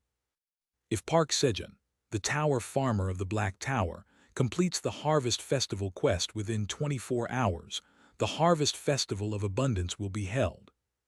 Time remaining until the Harvest Festival of Abundance, 23:59:59. Suddenly, a huge message window appeared in the center and started counting down. And then, "This can't be." A certain god was overwhelmed with emotion as he looked at the message window. "To think a harvest festival offering grapes to me would be held. I knew it. I believed in you, Park Sejun." Uncle, the god of grapevines, cheered and shouted in joy. "Uncle, congratulations." "Congratulations, Uncle. See how Park Sejun immediately repays you after you gifted him a divine relic." "I'm jealous. This harvest festival is going to be amazing, isn't it?" The non-combat gods who saw the message window surrounded Uncle, offering words of congratulations and envy. At that moment, "Oh, that's right." The more crops offered on the altar, the bigger the scale of the harvest festival. Uncle suddenly remembered something. Park Sejun is currently the best tower farmer in the 9 towers. The number of crops Sejun would offer on the altar was likely to be unprecedented. The larger the scale of the harvest festival, the more divine power is needed to hold it. Uncle belatedly realized that he didn't have enough divine power to handle the harvest festival that Sejun would host. "But if I hold a small harvest festival to match my divine power," Park Sejun would get angry, wouldn't he? The moment he loses Sejun's favor, his 16 5 Escora meters temple that steadily brings in divine power every day would disappear too. That can't happen. Guys, can you lend me some divine power? In return, I'll split the profits evenly. So he hurriedly asked the non-combat gods around him for help. Really? It's an investment in Park Sejun, so we're all in. I'll lend you all 100 of my divine power. Me too. I'll lend mine too. The non-combat gods were excited to have the opportunity to invest in Sejun and eagerly lent their divine power to Uncle. They knew that investing in Sejun never led to failure. 1 hour later. Trust in Park. Trust in Park. Trust in Park. The seed shop headquarters was filled with the shouts of Uncle and the non-combat gods who had lent him their divine power.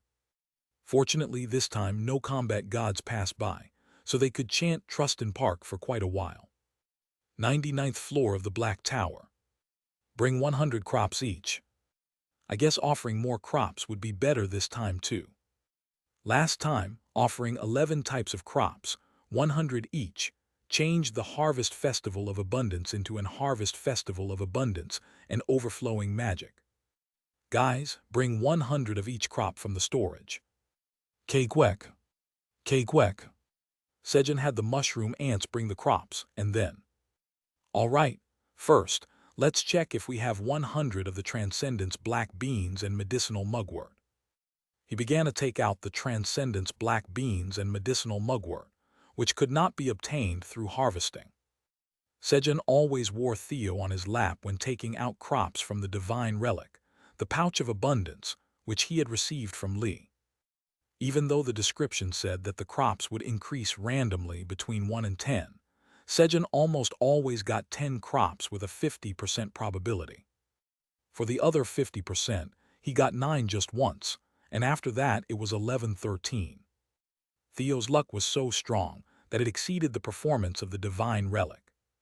Heh, it's all thanks to our vice chairman Theo. Pew hut, that's right, meow. Everything is thanks to me, meow. So even when he acted arrogantly these days, Sejun didn't find it annoying. By the way, the day Sejun took out 9 crops from the pouch of abundance was when urine came close for a moment to receive food. Great, we have over 100 of both. As Sejun counted the number of Transcendence black beans and medicinal mugwort. Kwek. Kwek. The mushroom ants brought the crops in front of Sejun. There were magical cherry tomatoes, 6 clove garlic of agility, thick darkness cherries, and so on. Approximately 60 different kinds of crops. Once the crops were gathered, Sejun approached the altar. Swipe. He placed his hand on the grapevine that supported the altar. Would you like to offer the crops to the bountiful grape cluster altar? Yes. As soon as Sejun agreed, the crops began to be absorbed into the altar, one type at a time. And then, 100 units of the first type of crop have been offered. 100 units of the second type of crop have been offered. 100 units of the 10th type of crop have been offered. As a quest completion reward, the Harvest Festival of Abundance will be held. The bountiful grape cluster altar is preparing to summon 1,000 random Fox tribe members to enjoy the Harvest Festival of Abundance. A blessing of abundance is bestowed upon the entire floor where the bountiful grape cluster altar is located. Quest completion messages appeared in front of Sejun. 100 units of the 15th type of crop have been offered. Crops without abilities cannot be offered. Meanwhile, the altar continued to absorb crops. Among them, 10 types of crops that had no effects when consumed were rejected, but there were still plenty of crops to offer to the altar. 100 units of the 20th type of crop have been offered. The Harvest Festival has been upgraded to Harvest Festival of Abundance and Overflowing Magic. A magic stream is connected to the floor where the bountiful grape cluster altar is located. The blessing of one magic stream is additionally bestowed upon the entire floor where the bountiful grape cluster altar is located. After offering 20 types of crops, the Harvest Festival was upgraded, and a magic stream was connected to the 99th floor of the Black Tower, making the surrounding area suddenly rich with magic. 100 units of the 30th type of crop have been offered. The Harvest Festival has been upgraded to the Great Harvest Festival of Abundance and Overflowing Magic. The Blessing of Abundance has been upgraded to the Great Blessing of Abundance. When 30 types of crops were offered, the Harvest Festival transformed into a Great Harvest Festival. Since there were still many crops left, the remaining crops continued to be absorbed into the altar. 100 units of the 40th type of crop have been offered. An additional magic stream is connected to the floor where the bountiful grape cluster altar is located. The blessing of one magic stream is upgraded to the blessing of 2 magic streams. When 40 types of crops were offered, an additional magic stream was connected to the 99th floor of the tower, and the surrounding magic became so dense that it felt almost sticky. It felt like just breathing would increase one's magic power. As Sejun marveled at the thickened magic, the last crop, 100 thick darkness cherries, was absorbed into the bountiful grape cluster altar. 100 units of the 50th type of crop have been offered. The Harvest Festival is upgraded to the Great Harvest Festival of Abundance and Overflowing Magic that everyone can enjoy. The bountiful grape cluster altar is preparing to summon 1,000 random Fox tribe members from the 9 towers to enjoy the Great Harvest Festival of Abundance and Overflowing Magic. A blessing of peace is bestowed upon the entire floor, where the bountiful grape cluster altar is located. A small harvest festival of abundance will be held wherever there are grapevines in the Black Tower. Pum pum pum. With the message, bright lights of deep green, blue, and white exploded from the bountiful grape cluster altar, spreading across the entire floor. And suddenly, foxes of various colors appeared beneath the altar. Where is this place? There's daylight here. Daytime? There's no daytime where you're from. Hey, why is your fur white? What about you? Why are you brown? The Fox tribe members, summoned from the 9 towers, were bewildered as they looked at their fellow tribesmen with different colored fur. At that moment, Pew Hugh Hut, if you're not sure what's going on, just come here and get this stamp, meow. Theo held up the 5 towers, slave seal, and shouted to the foxes. However, no way. A seal shouldn't be stamped carelessly. Though their fur colors were different, their dispositions were similar. The foxes were not easily swayed. No, that's wrong, meow. A seal should be stamped carelessly, meow. And if you do, you'll get free food made by the great Chairman Park for life. 3 meals a day, free of charge, meow. While Theo was trying to lure the foxes with food. Park Sejun LV. 107, Great Blessing of Abundance, Blessing of 2 Magic Streams, Blessing of Peace. Sejun opened the status window to check the details of the blessings. Before he knew it, Sejun's level had reached 107. It was thanks to drinking all the growth elixirs he had accumulated. First, let's look at the Great Blessing of Abundance. When Sejun pressed on the Great Blessing of Abundance, Great Blessing of Abundance, remaining time, 6 days 23 hours. The blessing is bestowed only on those permitted by Tower Farmer Park Sejun, the host of the Harvest Festival. During the Harvest Festival, abundance greatly increases on the 99th floor of the Black Tower. The growth rate of crops is greatly accelerated. The chances of conceiving new life increase significantly when engaging in breeding activities. The information appeared. That's a relief. If the rabbits had been summoned this time, sleep would have been out of the question. Sejun then checked the second blessing. Blessing of 2 magic streams, remaining time, 6 days 23 hours.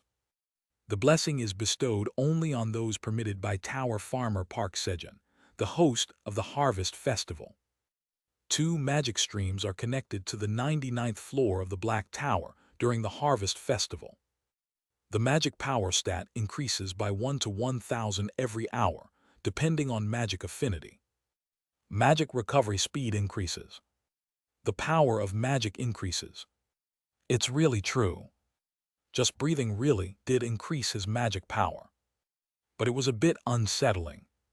The explanation that magic power could increase by 1 to 1,000, depending on magic affinity, felt a bit worrisome. He was working hard to close the gap with the others, but it could suddenly widen again in an instant. The third one is Blessing of Peace remaining time, 6 days 23 hours.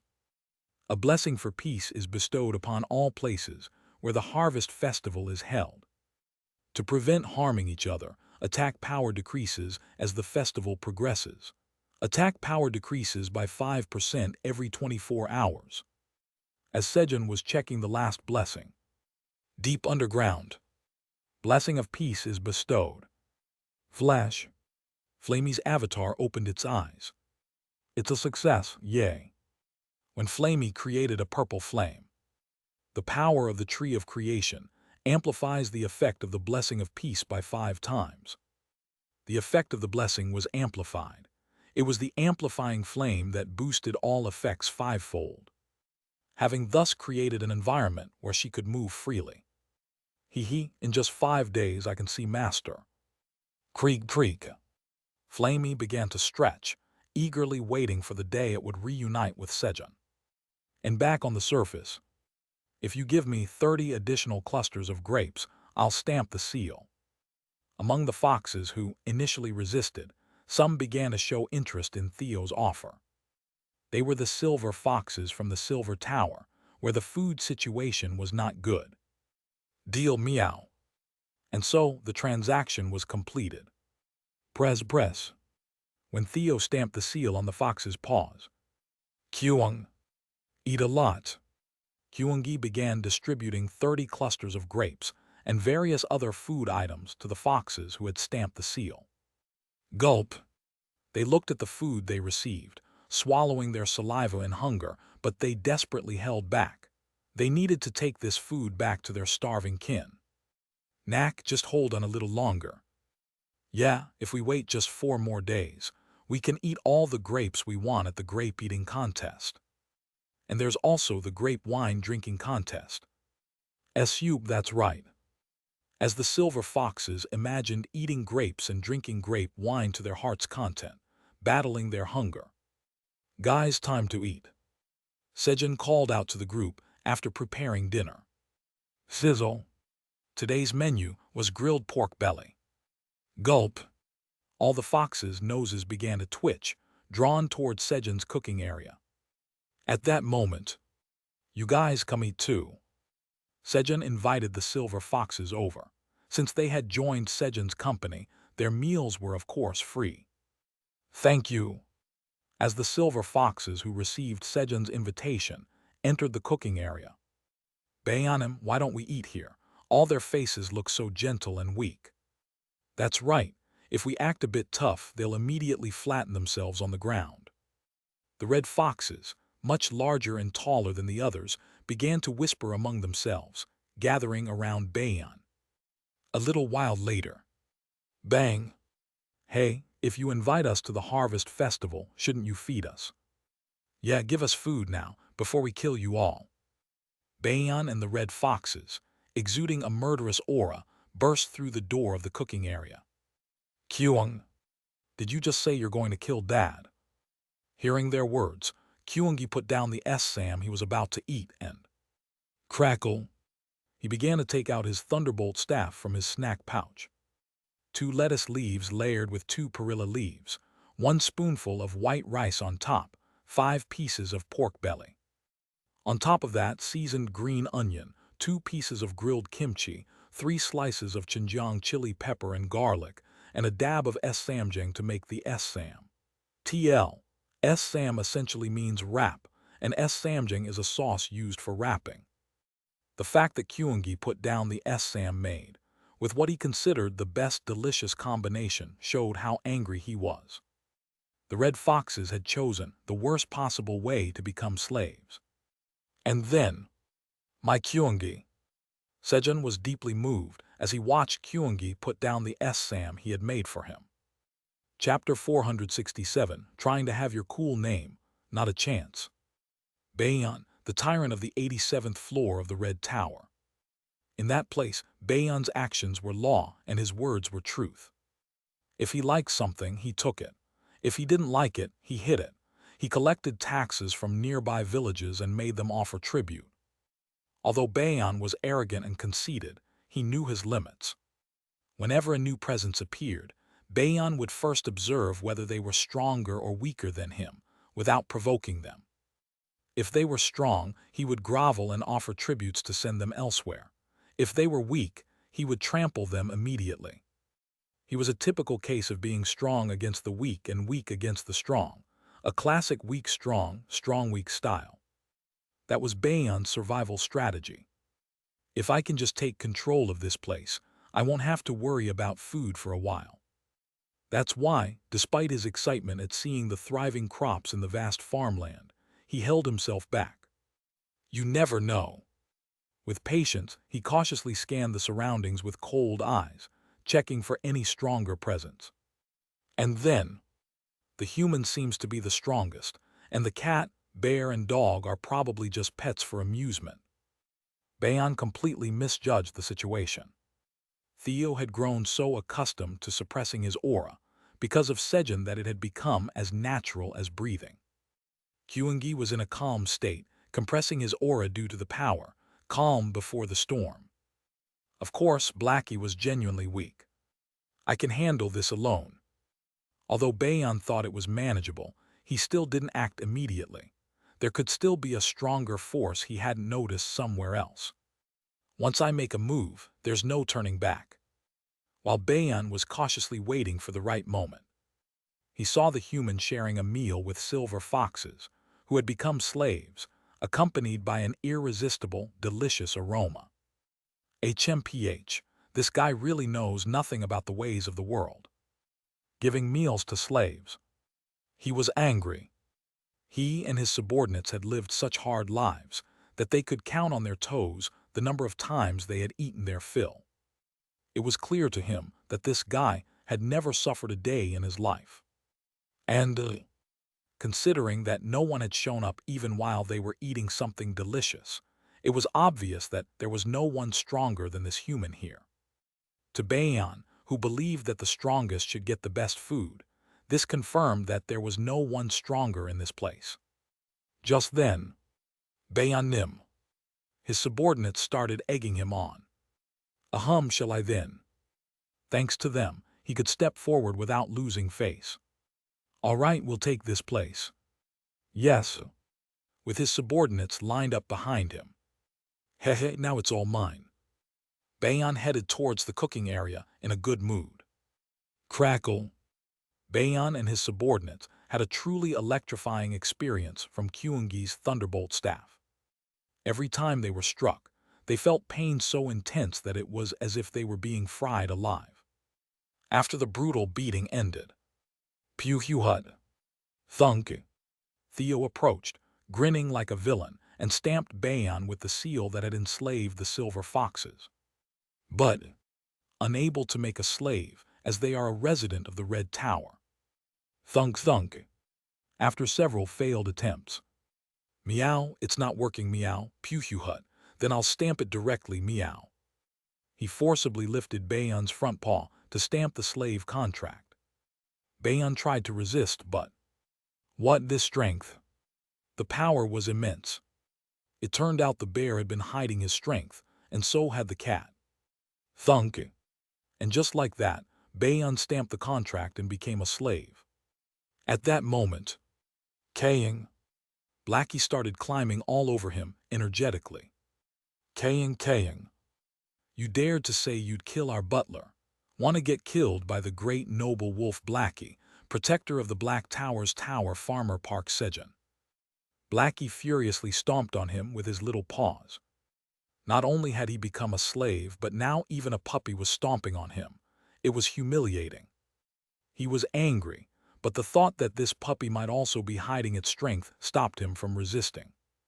He should have obediently stamped the contract when the yellow cat told him to. He should have stopped when he made eye contact with the baby bear, about to put the S-Sam in its mouth. When the baby bear put down the S-Sam and took out the thunderbolt staff that crackled with thunder, he should have immediately knelt down and begged for forgiveness. Then maybe things wouldn't have turned out like this. Tears as large as chicken droppings started to flow from Baeon's eyes as he lamented his miserable fate. And then, son, write this down. The foxes of the Red Tower are quite oblivious and cry a lot. From afar, observing through a telescope, Mason, the chairman of the Wandering Merchants Association, spoke and scribble, scribble. Jiras quietly wrote it down on paper. Both of them, being foxes, had fortunately been brought along to the harvest festival. Father, that's Sejun Nim and Theo Nim over there. Jiras was about to greet them immediately, but no, we're hiding our identities here and gathering useful information to help Sejun Nim. Thanks to Mason's intervention, they stayed hidden and continued gathering information about the foxes from the other towers. If Theo Nim catches us, we'll get extorted for money and suffer a lot. We must stay hidden until the harvest festival ends. Of course, what Mason had told Jiras was a lie. Mason just had an inexplicable desire to hide, even though he had done nothing wrong. Kilahit Kaying. Hee Butler, if this guy acts up again, just tell me. Then the great Blackie will personally deal with him. Thump thump. Blackie gleefully stomped on Baeon's face. At that moment, Kicky. Leader, we're heading out. The Destruction Devourers suddenly barged in. Kaying. They picked up Blackie with their mouths, placing him on their heads, and began moving together as a group. Play safely and come back early. Sejun shouted from behind. Great Blackie-nim, we sense the aura of Violet's energy nearby. Eamdal reported to Blackie after detecting Violet's presence. Kaying. Really? Yes. Kilahit Kaying. Then let's go catch Violet, let's move out. The fourth subordinate. And so Blackie and his subordinates moved, riding the Destruction Devourers. Pio, Yuhiha, are you here to welcome us back? Where they headed, they encountered Piot and Urin, who were returning. And then, Kicky. The Destruction Devourers surrounded Urin and started rummaging through his pockets. At that moment, plop, a purple crystal fell from Urin's pocket. Yuiha, I'll give this to Sejunum. Urin had defeated Violet and picked up the crystal that had fallen nearby. However, I'm sensing Kruger Hyung's aura from these guys. In truth, Violet was only pretending to be dead. As expected from unlucky Urin, he was about to deliver a fragment of the Apostle of Destruction to Sejun. Violet, Kruger Hyung, where have you been? Don't tell me you got captured by these guys. If that's the case, I will. As Violet, who had discovered Eamdal, was about to return to his original form. Violet, stop. Eamdal charged at Violet, who had been calling out to him. And then, thrust. Eamdal stabbed Violet in the chest and pulled out the core fragment, throwing it to the Destruction Devourers. Kicky. The Destruction Devourers swarmed around the core, which was filled with the energy of destruction. What, Hyung, why did you to me? As Violet's core disappeared, he shrank in size, staring at Eamdal with a betrayed expression. Kilahit Kaying. Welcome, Violet. Blackie appeared, welcoming Violet with a mischievous grin. Here, eat this and stop crying. Sniff, yes. Kaying, thank you. Sniff, it's so delicious. While Sejun comforted the crying Baeon and his subordinates by grilling samgyeopsal. Kilahit Kaying. Butler, I exorcised another one and brought it here. Thump thump. Blackie confidently strutted into the kitchen, carrying a humanoid purple crystal of similar size and shape to Eamdori on its back. Kaying. This is Violet, the crystal giant of destruction and the 11th seed of the Apostle of Destruction. Since Sejun had already discovered that Eamdal, G. Gomi, and K. Kabai were apostles of destruction, Blackie proudly introduced Violet. Hello. Violet bowed at a 90-degree angle to Sejun.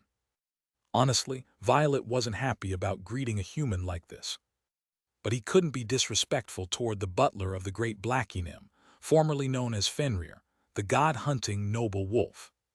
As soon as he greeted Sejun, Kilahit Kaying. Hey butler, give this one a name too. Blackie asked Sejun to name Violet. But Blackie Nim, I already have a name. Violet tried to refuse, but Kaying. Shut up. Quiet. Sharalang.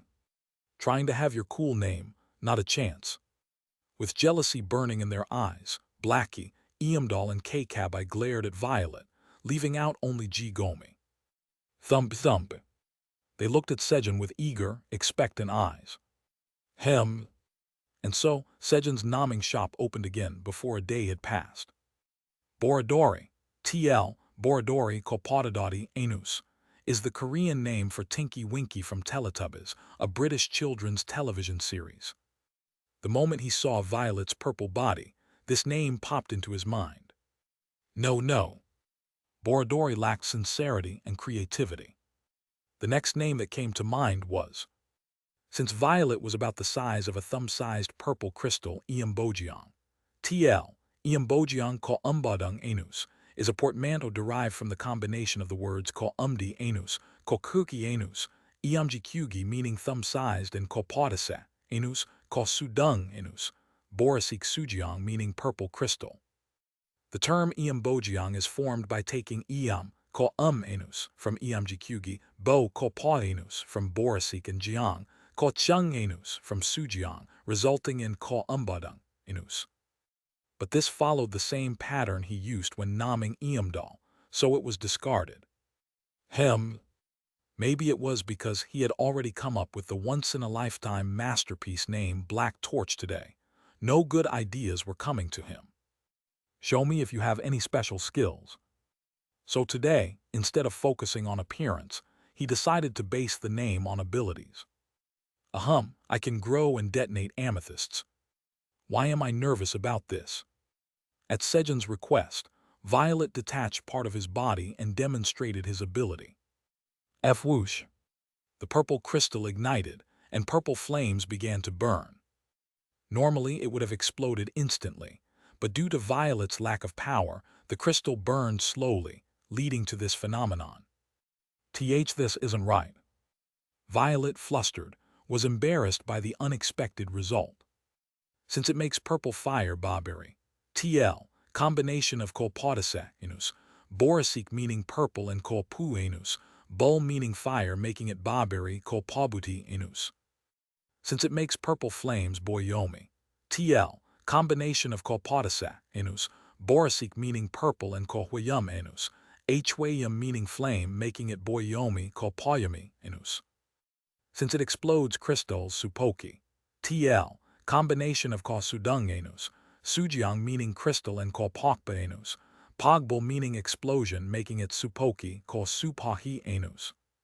Since the crystal burns Suda, TL, combination of Sudung anus, Sujiang meaning crystal and Tuko anus, Inen anus, Tego Isnun meaning burning making it Suda Sutha anus. While watching this, Blackie and his subordinates eagerly awaited the odd name Sejun would come up with. From now on, your name is Jackie. Breaking everyone's expectations, Sejun said an unexpected name. While everyone was focused on the burning crystal. Did he say he grows amethysts? Growing amethysts, what a unique ability. Sejun was carefully observing to see if Violet's body would regenerate. Oh, it's real.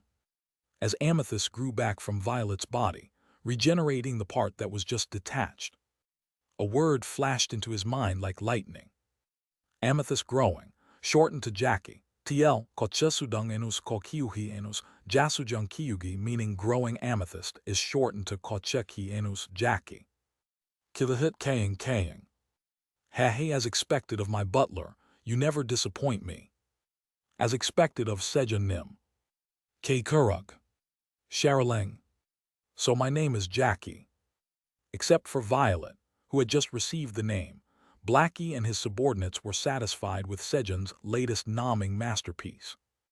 Thus, Violet, the crystal giant of destruction and the 11th seat of the Apostle of Destruction, was given a new name as Jackie, the fourth subordinate of the great Blackie. From now on, Jackie, let's make only 1 kg of amethyst per day. If you want to make other colors, feel free to do that too. Along with the heavy responsibility of producing crystals. And then, the foxes of the Red Tower sure eat well, even while crying. Mason, who had been watching the cooking area the whole time, commented, "Father, the foxes from the Brown Tower are on the move." Scribble, scribble. Jira, who was writing down Mason's words while watching the movements of foxes from other towers, said, "Really?" Mason quickly adjusted his telescope and spotted the Brown Tower foxes sneaking around. Where are they going? Mason tracked the direction of their movement. Those Brown Tower foxes really don't have any sense. They're going to get themselves into big trouble. Crunch, crunch. Unlike his concerned voice, he started eating peanuts from his pocket with a bright smile, to enjoy watching the upcoming fight. Their target were Piat and Urin, who were returning to the farm, and the Minotaur King. A short while later, squeal. The screams of the Brown Tower foxes echoed, and soon, Piat and Urin were seen busily stamping the paws of the unconscious Brown Tower foxes onto the slave contracts. At that moment, suddenly, Mason's view was filled with pink. What is this? As Mason wondered in confusion. Hello, Theonym. He heard Jira's voice. Theo was blocking the front of Mason's telescope with his front paw. Theonym, it's an honor to see you. Mason quickly put down his telescope and stood up to greet Theo. Pew hut, nice to see you, Chairman Masonim, meow. Theo, who had followed the pull of his front paw, smiled brightly at Mason. And then, Pew hut, as expected, I am the great Chairman Park's right hand, meow. I've thought of a good way to make money, meow. An incredible idea popped into Theo's head as he looked at Mason. Pew hut, Chairman Masonim, I want you to sell Harvest Festival tickets, meow. Theo tasked Mason with selling tickets for the Harvest Festival, stamped with his paw print. Chapter 468. From now on, there will be no more slaves at Sejun Company. Sejunim, thank you for the meal. This is the 7th time in my life I've eaten this much. I will never forget this kindness. This is my 3rd time. I will never forget this kindness. For me, it's my 1st time. While Bayan and his subordinates, who had eaten their fill of samgyeopsal, bowed and expressed their gratitude to Sejun. You have fed 10 foxes of the Red Tower to their hearts' content. Due to the effect of title, saint of feeding, all stats have increased by 2. Your soul is filled with satisfaction from the outpouring of praise. Mental strength has increased by 8. Haha, this is great. Sejun checked the messages and smiled. At that moment, P.O. Sejunim, we're back. We also got some slaves on the way. Sejunim, hello. By the way, can we have some samgyeopsal too? Piat and Urin arrived, bringing with them some foxes of the Brown Tower who were gloomy because they had become slaves. Wait a minute, Piat, let's get you something to eat. Sizzle. After placing the samgyeopsal on the grill, Sejun prepared some peanuts and walnuts for Piat to eat. P.O. Thank you. Peg, peg, peg. While Piat was busily eating 5 peanuts and 1 walnut. It's ready now, you can eat. As Sejun cut the grilled samgyeopsal and put it on a plate. Yueha, thank you for the meal. Urin, who had already prepared the lettuce sam, immediately placed 3 pieces of samgyeopsal inside, shoved it into his mouth, and began chewing as he prepared the next sam. A battle-like meal befitting a food fighter. While Urin was busy stuffing his 3rd wrap into his mouth. SSSS. Gulp. Sejun noticed the foxes of the Brown Tower standing nearby, staring intensely at the samgyeopsal and swallowing their saliva. Why aren't they eating? Sejun hadn't specifically told them to eat, because he assumed that anyone who entered the kitchen would naturally join the meal. These cruel bastards, isn't this going too far? But the foxes of the Brown Tower thought Sejun and Yurin were deliberately torturing them by making them stand and watch. It won't taste good if it gets cold. Maybe they're vegetarians. If we even touch the food, they'll probably make an example of us with some really severe torture. Sejun and the brown foxes were having completely opposite thoughts. At that moment, I don't care anymore. I'd rather just eat and die. Swoosh. A young brown fox, unable to resist the hunger any longer, quickly snatched up a piece of samgyeopsal and began eating. And then, they weren't eating because I didn't give them forks. Sina, you brat, I told you to hold back. What should we do? Both Sejun and the brown foxes were surprised at the same time, albeit for different reasons. Wow, it melts in my mouth. It's so delicious. In the meantime, Sina had devoured one piece of pork belly in an instant and was already grabbing another. As Sejun hurriedly pulled out several forks to give to the brown foxes. Could he be planning to torture us with those? The brown foxes quickly moved to hide Sina behind them and took defensive stances. What's going on? Sejun found the behavior of the brown foxes strange, as they cowered in fear of him. Here, use these to eat. Poke poke. With a gentle tone, Sejun, like a friendly staff member at a food sampling booth, used the fork to pick up samgyeopsal and handed one to each of the brown foxes. Thank you. Thank you for the food. Despite their confusion, the brown foxes hurriedly accepted the fork Sejun offered and shoved the food into their mouths. It's delicious. So tasty. Overwhelmed by the flavor of the greasy, rich meat they hadn't tasted in so long, the brown foxes frantically began devouring the pork belly with both front paws. If they hadn't eaten at all, it might have been easier to resist, but after one bite they couldn't stop. Though the samgyeopsal eventually ran out and was replaced by other cuts like pork neck and pork jowl. Chomp chomp. The brown foxes were so focused on filling their stomachs that they didn't even notice the change in the type of meat. A little later, Piyahiti piyo. Hee I'm full. Yuihe I'm stuffed. To think I'd eat meat until I'm full. Yurin and the brown foxes, who had depleted Sejun's pork supply, were patting their stomachs and feeling happy with their fullness, and you have fed 130 foxes of the Brown Tower to their heart's content. Due to the effect of tidal, saying of feeding, all stats have increased by 26. Your soul is filled with satisfaction from the outpouring of praise. Mental strength has increased by 13.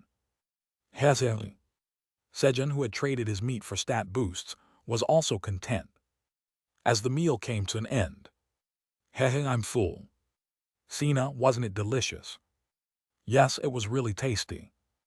Sejun struck up a conversation with Sina, who seemed the least guarded. But why didn't you eat it first?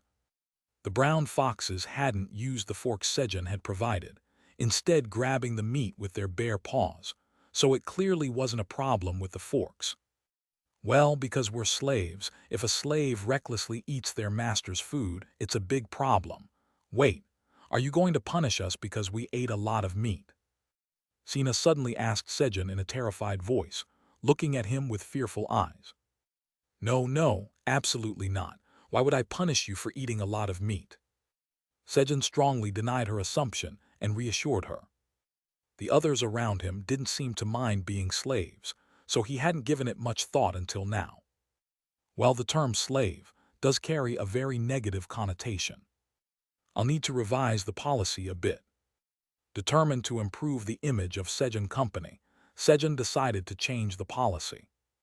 But where did Theo go? Piot, can you find Theo for me? Pio? Yes. Sejun sent Piot to find Theo, so they could discuss how to adjust the company policy. Then, as Sejun lay down on the bed, waiting. I shouldn't fall asleep yet. There was something he needed to say to Theo. I haven't even taken the medicinal mugwort. Snore.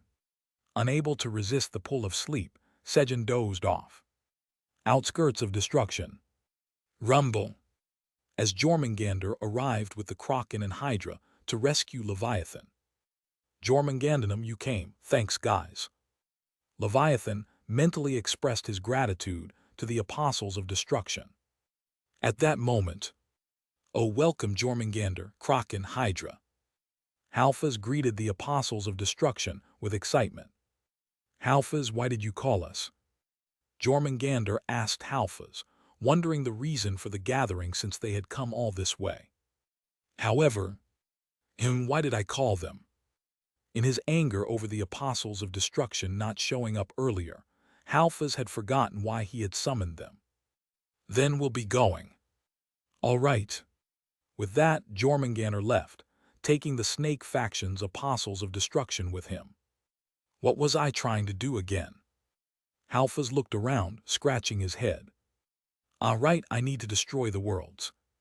With his blood-red eyes glowing even more intensely, Halfas resumed his mission to bring destruction to the world. 99th floor of the Black Tower, at dawn. Kilahit Kang. Hee butler, swallow it. This will make you a little stronger.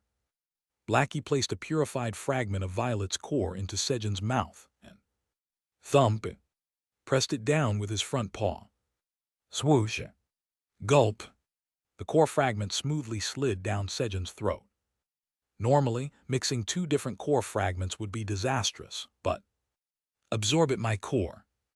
The core of Fenrir, the noble wolf who hunts gods, had the ability to devour any kind of energy. After feeding Sejun the core fragment, flop. Blackie nestled on Sejun's chest. Thump thump. Butler's heart is beating well today too. Keikirorong. Listening to Sejun's heartbeat, Blackie fell back asleep. Thus, as everyone slept peacefully through the dawn. Hurry up. If we don't sell all the tickets by tomorrow, we'll be out of time. Mason and Giras were selling the Harvest Festival tickets on every floor using the distribution network of the Wandering Merchant Association. Pew Hut. Sell each ticket for 100 million tower coins, meow. And I'll give Mason 10,000 tower coins commission for each one you sell, meow. Although the profit split was 99.99% to 0.01%, the ticket price was so high that the wage was still substantial. On top of that, being able to exclusively sell tickets to the Harvest Festival, where the Great Black Dragon was participating, would significantly boost the reputation of the Wandering Merchant Association. It was a highly profitable deal. And so, throughout the night, residents who bought the Harvest Festival tickets sold by the Wandering Merchants began climbing the tower to attend the festival. All right. Sejun woke up from his sleep. You have forcibly consumed a purified fragment of Violet's core. Fenrir's core fragment devours 0.003% of Violet's power. 0.002% of power is absorbed into Fenrir's core fragment. Fenrir's power accumulates in your body, reaching 0.0149%. Was this Blackie's doing again? Good job, you little rascal. Sejun patted Blackie's bottom, who was sleeping on his chest. Though his chest was wet with drool, Sejun decided to let it go since Blackie had done something commendable. Kivihit. Blackie chuckled in his sleep as Sejun patted him. While listening to Blackie's laughter, Sejun checked the next message. The seal of the Earth's jewel has been broken. Cleaning, the god of cleanliness, teaches you the skill Maintain Cleanliness LV, one to repay your kindness. Sejun blinked and reviewed the skill. Maintain Cleanliness.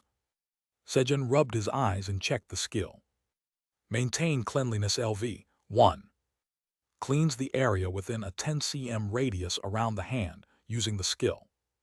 So it keeps the area around your hands clean. Kihai King. Sejun picked up Blackie, who was drooling in his sleep on his chest. Maintain Cleanliness. He used the skill on his drool-soaked shirt. In an instant, the shirt was spotless. Sniff. Even Blackie's faint musky smell was gone. Oh, this is nice. Maintain cleanliness, maintain cleanliness. Sejun began using the skill, focusing on the primary sources of dirt, Blackie and Theo. Well done cleaning them, 5 points. Sejun generously rated the excellent life skill, as he even used maintain cleanliness to wash his face. As Hwick, he marked the date on the wall and started the 445th day morning. As he stepped outside, "They're here again, huh?" He saw temporary structures near the grape altar. The raccoon tribe that followed the harvest festival and set up markets had returned. But the scale's pretty big this time. Previously, there were only 5 stalls, but now, at a glance, there were over 20. It was thanks to the increased scale of the harvest festival. As Sejun walked slowly toward the market, "Hurry up, customers will be swarming soon." Emil, the elder of the raccoon tribe, was seen giving instructions to the raccoons. And then, grrr. The foxes licked their lips as they eyed the raccoons hungrily. The foxes of the Silver Tower, Red Tower, and Brown Tower had been fed by Sejun, but the rest of the foxes had gone hungry all night and were now starving. This could turn into a problem. As Sejun was thinking about how to handle the situation. "Kyung. Dad, good morning." Kyungi, who had enjoyed a great night's sleep, ran up to Sejun and greeted him happily. "Scurry." At Kyungi's appearance, the foxes quickly scattered and hid, because they had seen Baeon being beat nearly to death by Kyungi yesterday. And then, "Oh, Kyunginim, good morning, did you sleep well?" Baeon, who had been beaten nearly to death yesterday due to his weak to strong and strong to weak act, hurried over to Kyungi, trying to act friendly as he greeted him. "Kyung. Yes, I slept well." "Of course I slept well too. As expected, we red-furred ones have a connection." Baeon extended his front paw to Kyungi, waiting for a high five, but Kyung. Kyungi doesn't have red fur, it's crimson fur. Kyungi ignored him. "Absolutely, that's right. Compared to Kyunginim's splendid and luxurious crimson fur, my fur is just a dull red." His flattery was quite fluent. This won't be good for Kyungi's education. Baeon, guard the area around the market. So Sejun assigned Baeon a task to keep him away from Kyungi. And then, Vice Chairman Theo. "Meow. I think it's time we clean up Sejun Company's image. From now on, there will be no more slaves at Sejun Company." Sejun shared the new company policy that he had briefly considered the night before. "Meow, does that mean we have to release all the slaves, meow?" Theo's face fell at the thought of having to free the slaves they'd worked so hard to capture. "No, we just need to call them something different." Puhu Hut, as expected from Chairman Park, meow. "Understood, meow. So what will we call the slaves from now on, meow?" Theo, excited by the idea that they wouldn't actually have to release the slaves, asked in a cheerful voice. "From now on, slaves with a fixed term will be called temporary employees, and permanent slaves will be called regular employees." Puhu Hut, as expected, Chairman Park is truly great, meow. Employee sounds much better than slave, meow. Ha ha ha, from now on call me the master of image makeovers. Sejun, pleased with Theo's words, puffed up with pride. "Then we should change this name too, meow." "Helnum, please change the name of this, meow." Theo requested Hel, the god of merchants, to rename the 5 towers slave seal. Chapter 469. Now, he's even taking my divine power. Between the grand and massive headquarters of the combat shop headquarters and the small, shabby siege shop headquarters, there was a small but elegant building. Hel's pawn shop. Hum hum hum. Hel was humming a tune while sitting at her desk, leisurely writing in her ledger. For Hel, the god of merchants, keeping records in her ledger was like play. Good, it matches perfectly. When the ledger and her divine power matched up precisely to the second decimal point, Hel felt a sense of satisfaction and a thrilling pleasure. This is exactly why I love bookkeeping. Just as Hel was wrapping up her little game, 10, 000 mushroom ant tenant farmers under Park Sejun, the tower farmer of the Black Tower, have witnessed your temple. Divine power increases by 2. 500 calamity, guardian destruction devours have witnessed your temple. Divine power increases by 5. Messages appeared. Haha, investing in Sejun is like sucking honey, so good. Hel laughed as she recorded the newly acquired divine power. At that moment, Park Sejun, the tower farmer of the Black Tower, has witnessed your temple. Divine power increases by 100. Theo Park, the legendary merchant of the Black Tower, has witnessed your temple. Divine power increases by 5. Sejun had woken up and begun his activities outside. Thanks to that, Sejun's family members also witnessed the temple, and Hel once again reaped a nice sum of divine power. Everything was great, except for one annoying message in the middle. Theo Park, the legendary merchant of the Black Tower, steals 0.01 of your divine power.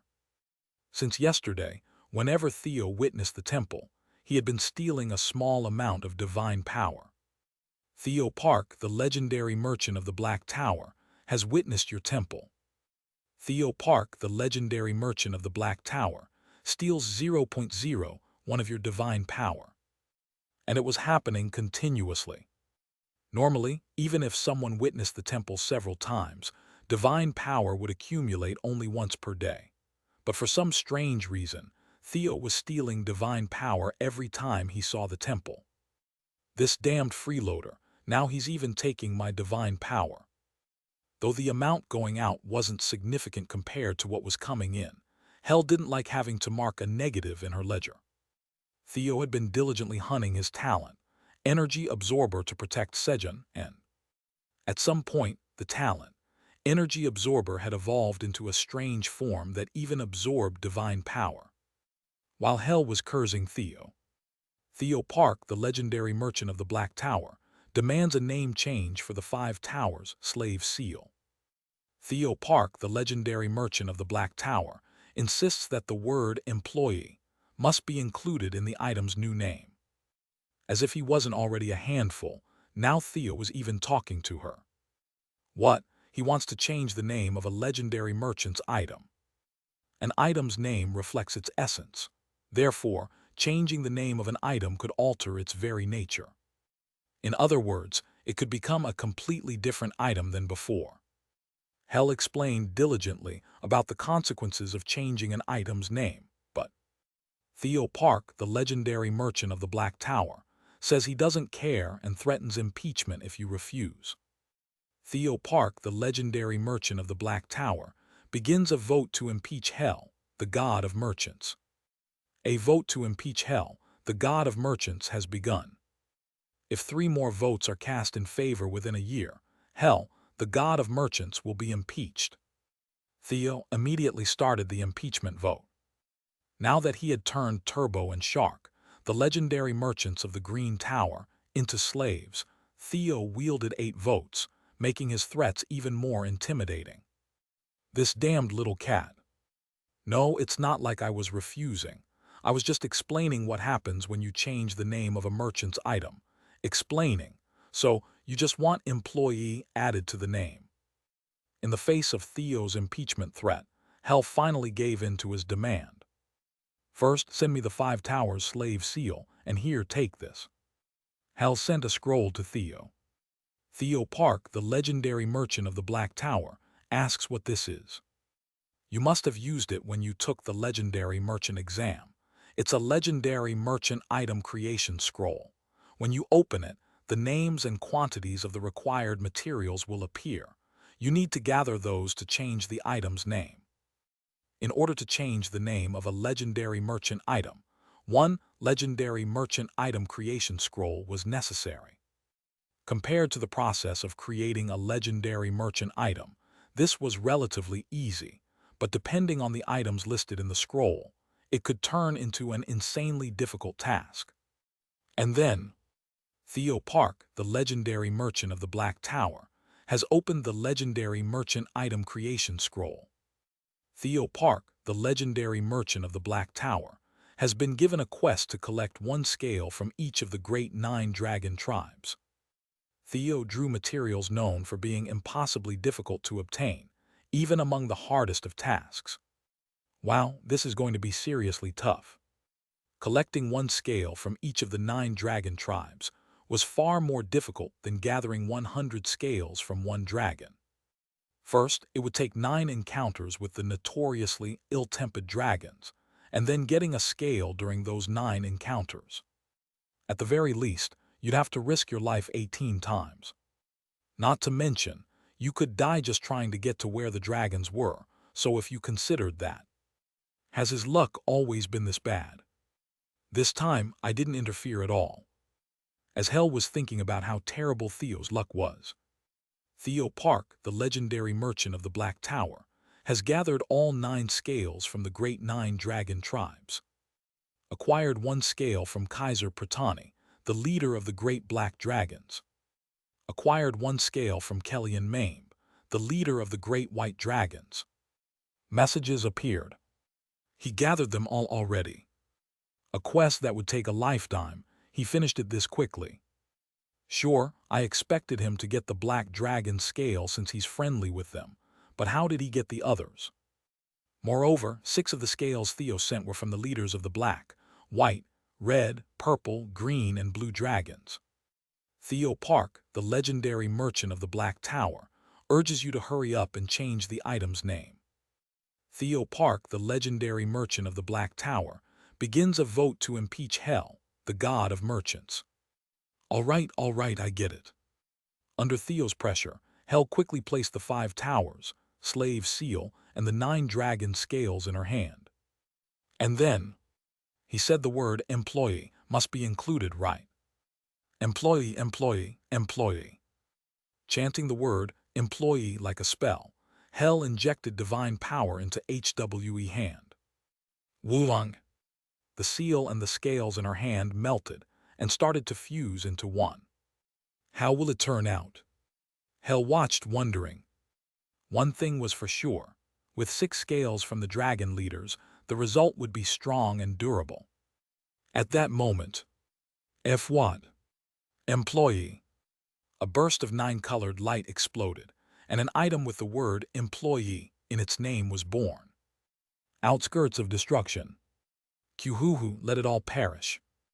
Halfas, who had forgotten about the earth, and Netta he hadn't been able to destroy yet, was now focused on destroying other worlds. At that moment, SLRRK. 2 hands slowly pushed through the black moon at the center of the destruction. Crack. The hands began to forcefully pry open the black moon. And then, wriggle, wriggle.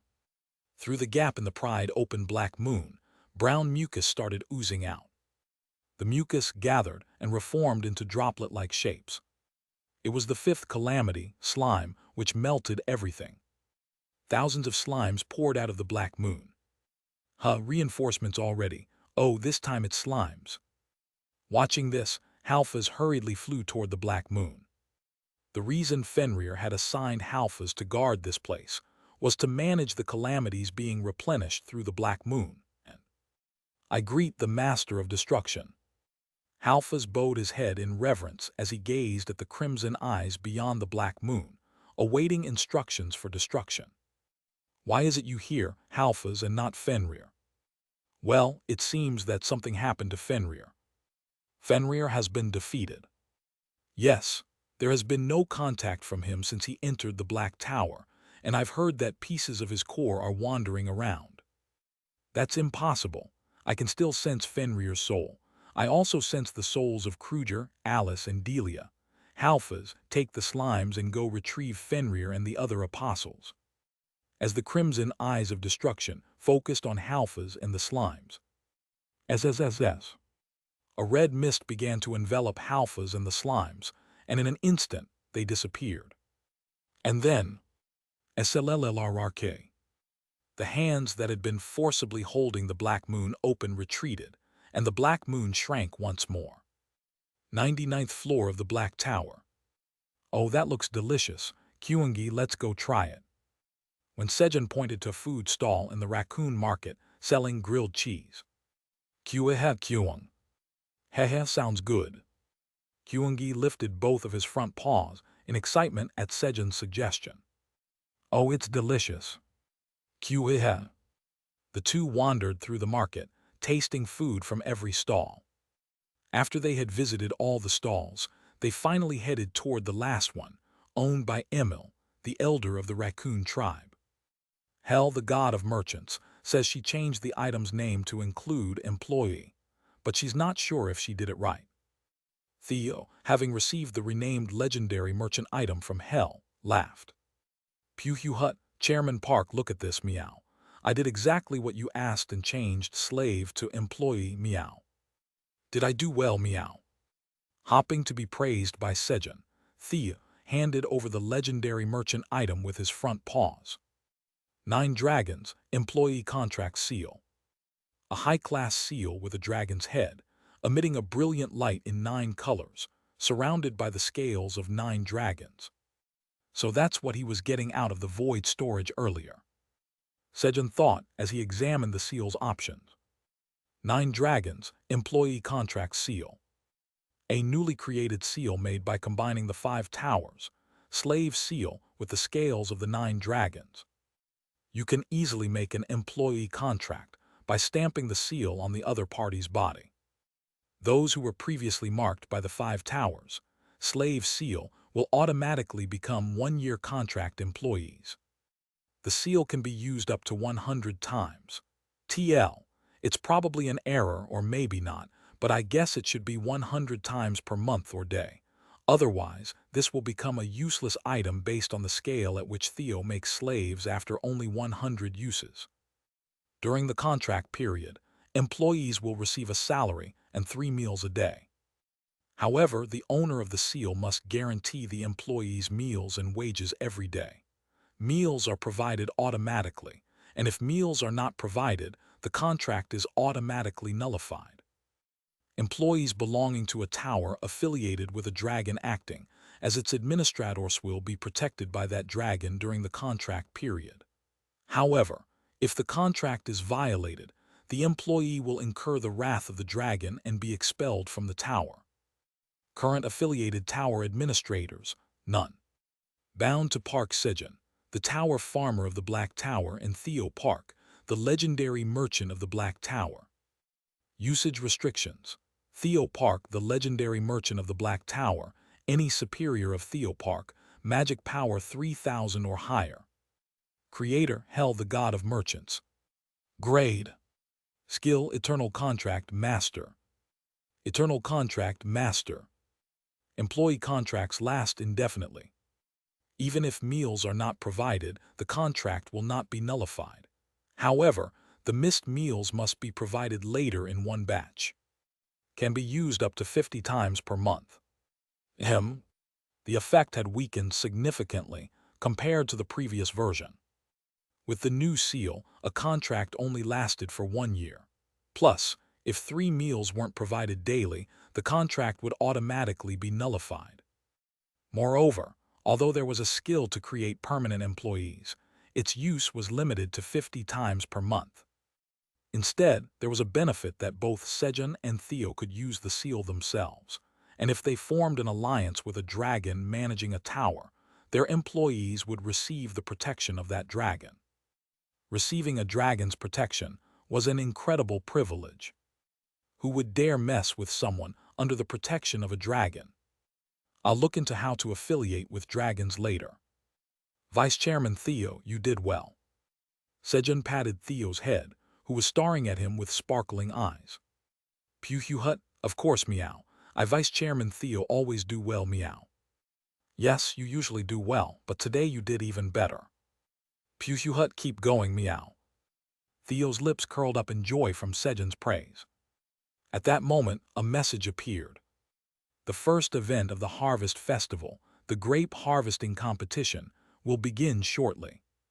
Participants, please gather in front of the bountiful grape cluster altar. The message announced the start of the first competition of the Harvest Festival.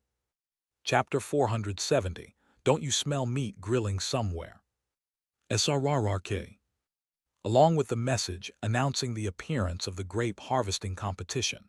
2,000 grape fields of 330 square meters each appeared around the bountiful grape cluster altar. And then, exchange shop. A massive message window appeared in front of the bountiful grape cluster altar. Exchange shop. What is this? When Sejun approached. Exchange shop. Seedless grape for beginners, 1 piece. 100 Harvest Festival commemorative grapes. Bottle of blessed grape wine. 5,000 Harvest Festival commemorative grapes. Divine relic. Grapevine bracelet of sealing. 10 million Harvest Festival commemorative grapes. Divine relic. Grapevine whip of judgment. 50 million Harvest Festival commemorative grapes. Blessing stone of Uncle, the god of grapevines. 70 million Harvest Festival commemorative grapes. Grape seed containing the world tree. 100 million Harvest Festival commemorative grapes. Items available for exchange at the exchange shop were displayed. All of them are grape-related items. First of all, the seedless grape for beginners wasn't tasty, so he skipped it. The seedless grape for beginners was the same grape that Pottery had given him before when it didn't have seeds, which raised all stats by 1, but tasted extremely bitter. There were things like the elixir, cherry tomato imbued with powerful magic power that increased magic power by 10, and the plump drought-inducing watermelon that increased all stats by 20. There was no reason to eat the grape, which tasted bad and didn't increase stats significantly. The blessed grape wine, it's just a delicious wine when consumed, but if you pour it on the grape field, the harvest yield increases by 2 to 5 times. So if I tell Theo to pour it, does that guarantee a 5x grape harvest? As Sejun was looking through the items sold in the exchange shop. Kwek. It's work time. The mushroom ants swarmed towards the 2,000 grape field of 330 square meters.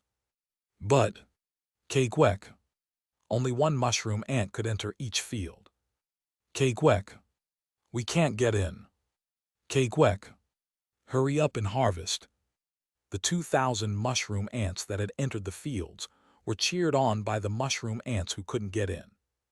Kwek. Got it, trust me. 951 grape cluster.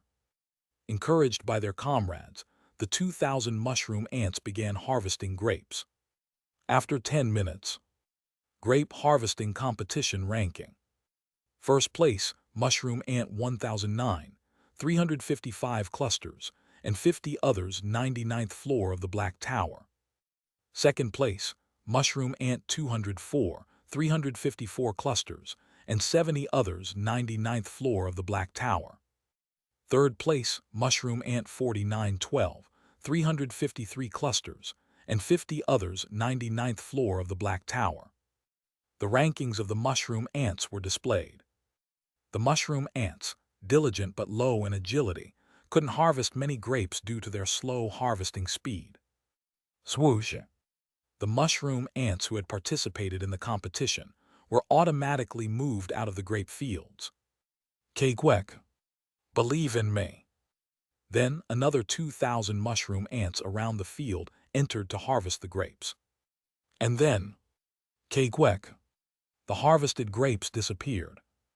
Kwek. But what's this? Kwek. I don't know, let's take it to the master. The mushroom ants who participated in the competition each carried 3 grapes in their mouths, too hard to chew, which they received as participation rewards, and went to Sejun. The only useful items are the blessed grape wine, Uncle's blessing stone, and the grape seed containing the world tree. Sejun, who had examined the shop's items, chose what to exchange. But where do we get these Harvest Festival commemorative grapes? He belatedly began to wonder how to obtain the most important exchange currency, the Harvest Festival commemorative grapes. At that moment, Kwek. Tug. The mushroom ants placed the grapes they were holding down in front of Sejun. Harvest Festival commemorative grape. Where did you get these? Kwek. In response to Sejun's question, The mushroom ants pointed their antennae toward the grape fields where the Great Harvest Festival competition was taking place. So you get them by participating in the competition. Back during the Carrot Harvest Festival, they gave carrot seeds as participation rewards, but since this was the Great Harvest Festival, the rewards had changed. Thanks to the mushroom ants, Sejun learned how to obtain the Harvest Festival commemorative grapes. Heh, guys, make sure to tell the others to participate in the harvest at least once, okay? Kwek. The mushroom ants enthusiastically wiggled their antennae up and down to follow Sejun's orders, relaying his message to the other mushroom ants. Rumble, rumble. A huge procession was approaching the farm. The first event of the Harvest Festival has already begun. Hurry up.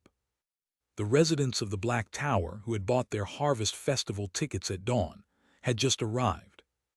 How did they know the Harvest Festival was happening here? Pew Hut. Chairman Park, it's all thanks to me, meow.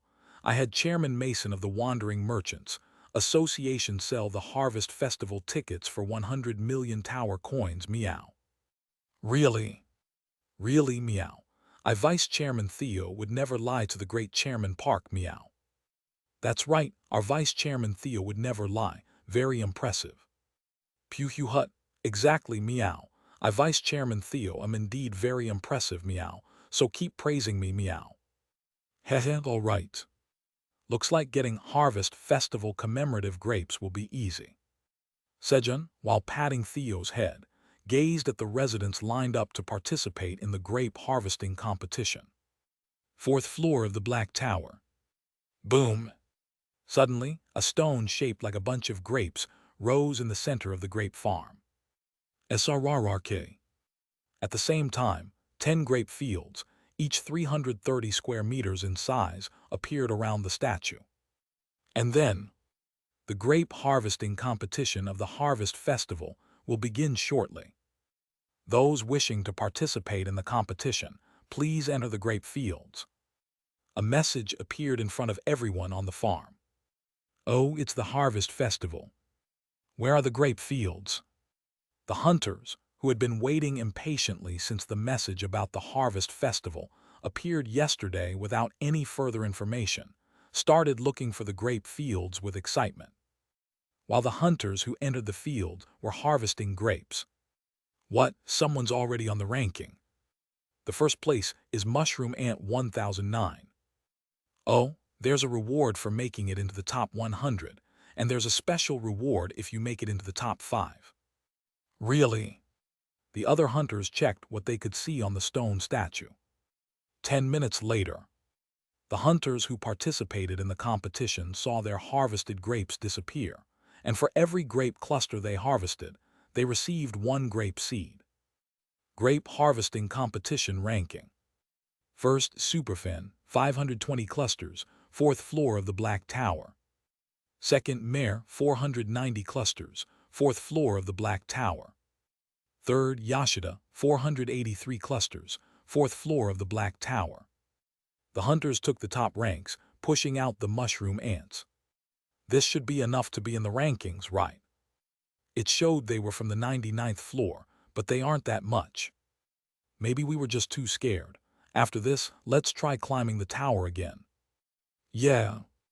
Thanks to this, the hunters felt confidence growing in place of their fear of the 99th floor of the tower. However, Grape Harvesting Competition Ranking. First, Legendary Merchant Golden Sheep Mimmer, 9,500 clusters, 99th floor of the Black Tower. Second, Chestnut Hedgehog Goatery, 8,200 clusters, 99th floor of the Black Tower. Third, Black Bear Rack, 7,900 clusters, 99th floor of the Black Tower. The rankings. About an hour later, the rankings shifted dramatically again. The mushroom ants had finally finished, and the real participants who had bought Harvest Festival tickets began to take part. As expected, the 99th floor of the tower is a scary place. It's not somewhere hunters like us should mess with. As all the hunters were pushed out of the top 1,000 and fell into despair. First, Tower Farmer Park Sejun, 120,500 clusters, 99th floor of the Black Tower. Sejun made a meteoric rise, taking first place with his exceptional farming skills and physical prowess. However, first, legendary Merchant Theo Park, 9,020,222 clusters, 99th floor of the Black Tower. Before the hunters could even take hope from Sejun's victory, he was quickly dethroned from first place. Theo, reducing travel time by using Meow Step, was dominating first place with an overwhelming lead. Pew Hut, I Vice Chairman Theo, will give Chairman Park the first place prize Meow. Though Theo had every intention of giving Sejun the reward, he had no intention of yielding first place. Afterward, Kyungi, Yona, the Minotaur King, and the Black Minotaur all joined in, and Sejun's name quickly dropped from the top ranks, disappearing from the leaderboard entirely, leaving none of the hunters able to see his name. 99th floor of the Black Tower. It's not even a 3-second reign, more like a 0.3-second reign. Although he knew he'd lose first place, it happened way too fast. You can exchange Harvest Festival commemorative grapes here. Behind the sign Theo had engraved with his dragon claws, Sejun sat at a desk, propping his chin with his hand and sighing. I'm hungry, should we eat something first? Great Meow, I want grilled fish cooked by Chairman Park Meow. Since there were no more customers, they decided to prepare brunch. The menu: a 10-layer whipped cream pancake topped with vanilla ice cream, along with chocolate milk to soothe his gloomy heart. A super sweet set of sweet plus sugary. Of course, since Sejun had to feed more than one mouth, he quickly made 100 super sweet sets. Recently, after mastering his cooking skill, Sejun gained the ability to recreate any dish he had made within an hour, as long as he infused magic power into the ingredients. Aileen here, hey everyone, it's time to eat. As Sejun sent 5 super sweet sets to Aileen and called the others for a meal. Kyungi, who had become hungry from participating in the Great Harvest Festival, hurriedly flew over. Food's here. Dedada. The silver, brown, and red foxes, who had become employees of Sejun's company, quickly ran over and lined up. At that moment, move aside. How dare you, a temporary employee, stand in front of a full-time employee? We're full-time employees. The red foxes, led by Bayon, pushed aside the silver and brown foxes to stand at the front of the line. Sejun Nim, your loyal full-time employee Bayon has arrived. Bayon looked proudly at Sejun. And I'm so jealous. If I become a full-time employee, I can eat for free forever, right? The other foxes looked at Bayon and the red foxes with envy. What? Being a full-time employee is worse, you idiots. All the foxes who cut in line go to the back. Yes. The red foxes, ears drooping in disappointment, obediently moved to the back of the line at Sejun's command. At that moment, Kegek, the mushroom ants making angry sounds, swarmed towards Sejun. We'll arrive soon, get ready. Halfas spoke to the slimes as they moved along the flow of the magic stream. No matter how much it was related to destruction, there was no power that could allow an unauthorized being to enter the tower, especially the Great Black Tower. Not yet. If that were possible, the world would have already been destroyed. However, with the Great Harvest Festival of abundance and overflowing magic, a gap had opened that allowed entry into the 99th floor of the Black Tower, where Fenrir resided. It was due to 2 magic streams connected to the 99th floor of the Black Tower. Thanks to this, Halfas and the slimes could enter the Black Tower with minimal loss of power. The time they could remain in the tower was about 1 hour. Cuck, it would be nice if there are dragons too. Feeling confident in his full power within the tower, Halfas was looking forward to the upcoming slaughter. Stop, how dare you target my master's farm? A massive root blocked their path. Whoosh. The magic of the magic stream began to burn strongly, as if responding to Flamey's will. I'm telling you, being a full-time employee is worse. Kwek. Master, we worked hard. Kwek. We'll work even harder. Please make us full-time employees. Sejun was having a tough time trying to persuade the mushroom ants, who were demanding to be made full-time employees. But, Kwek. We'll go on strike until we become full-time employees. His attempts to persuade them were completely ineffective. Fine, I'll make you full-time. Sejun created a full-time employee contract for the mushroom ants and made contracts with them. At that moment, sniff, sniff. Vice Chairman Theo, don't you smell meat grilling somewhere? I smell it, meow. The rich scent of grilled meat began to spread throughout the entire 99th floor of the Black Tower.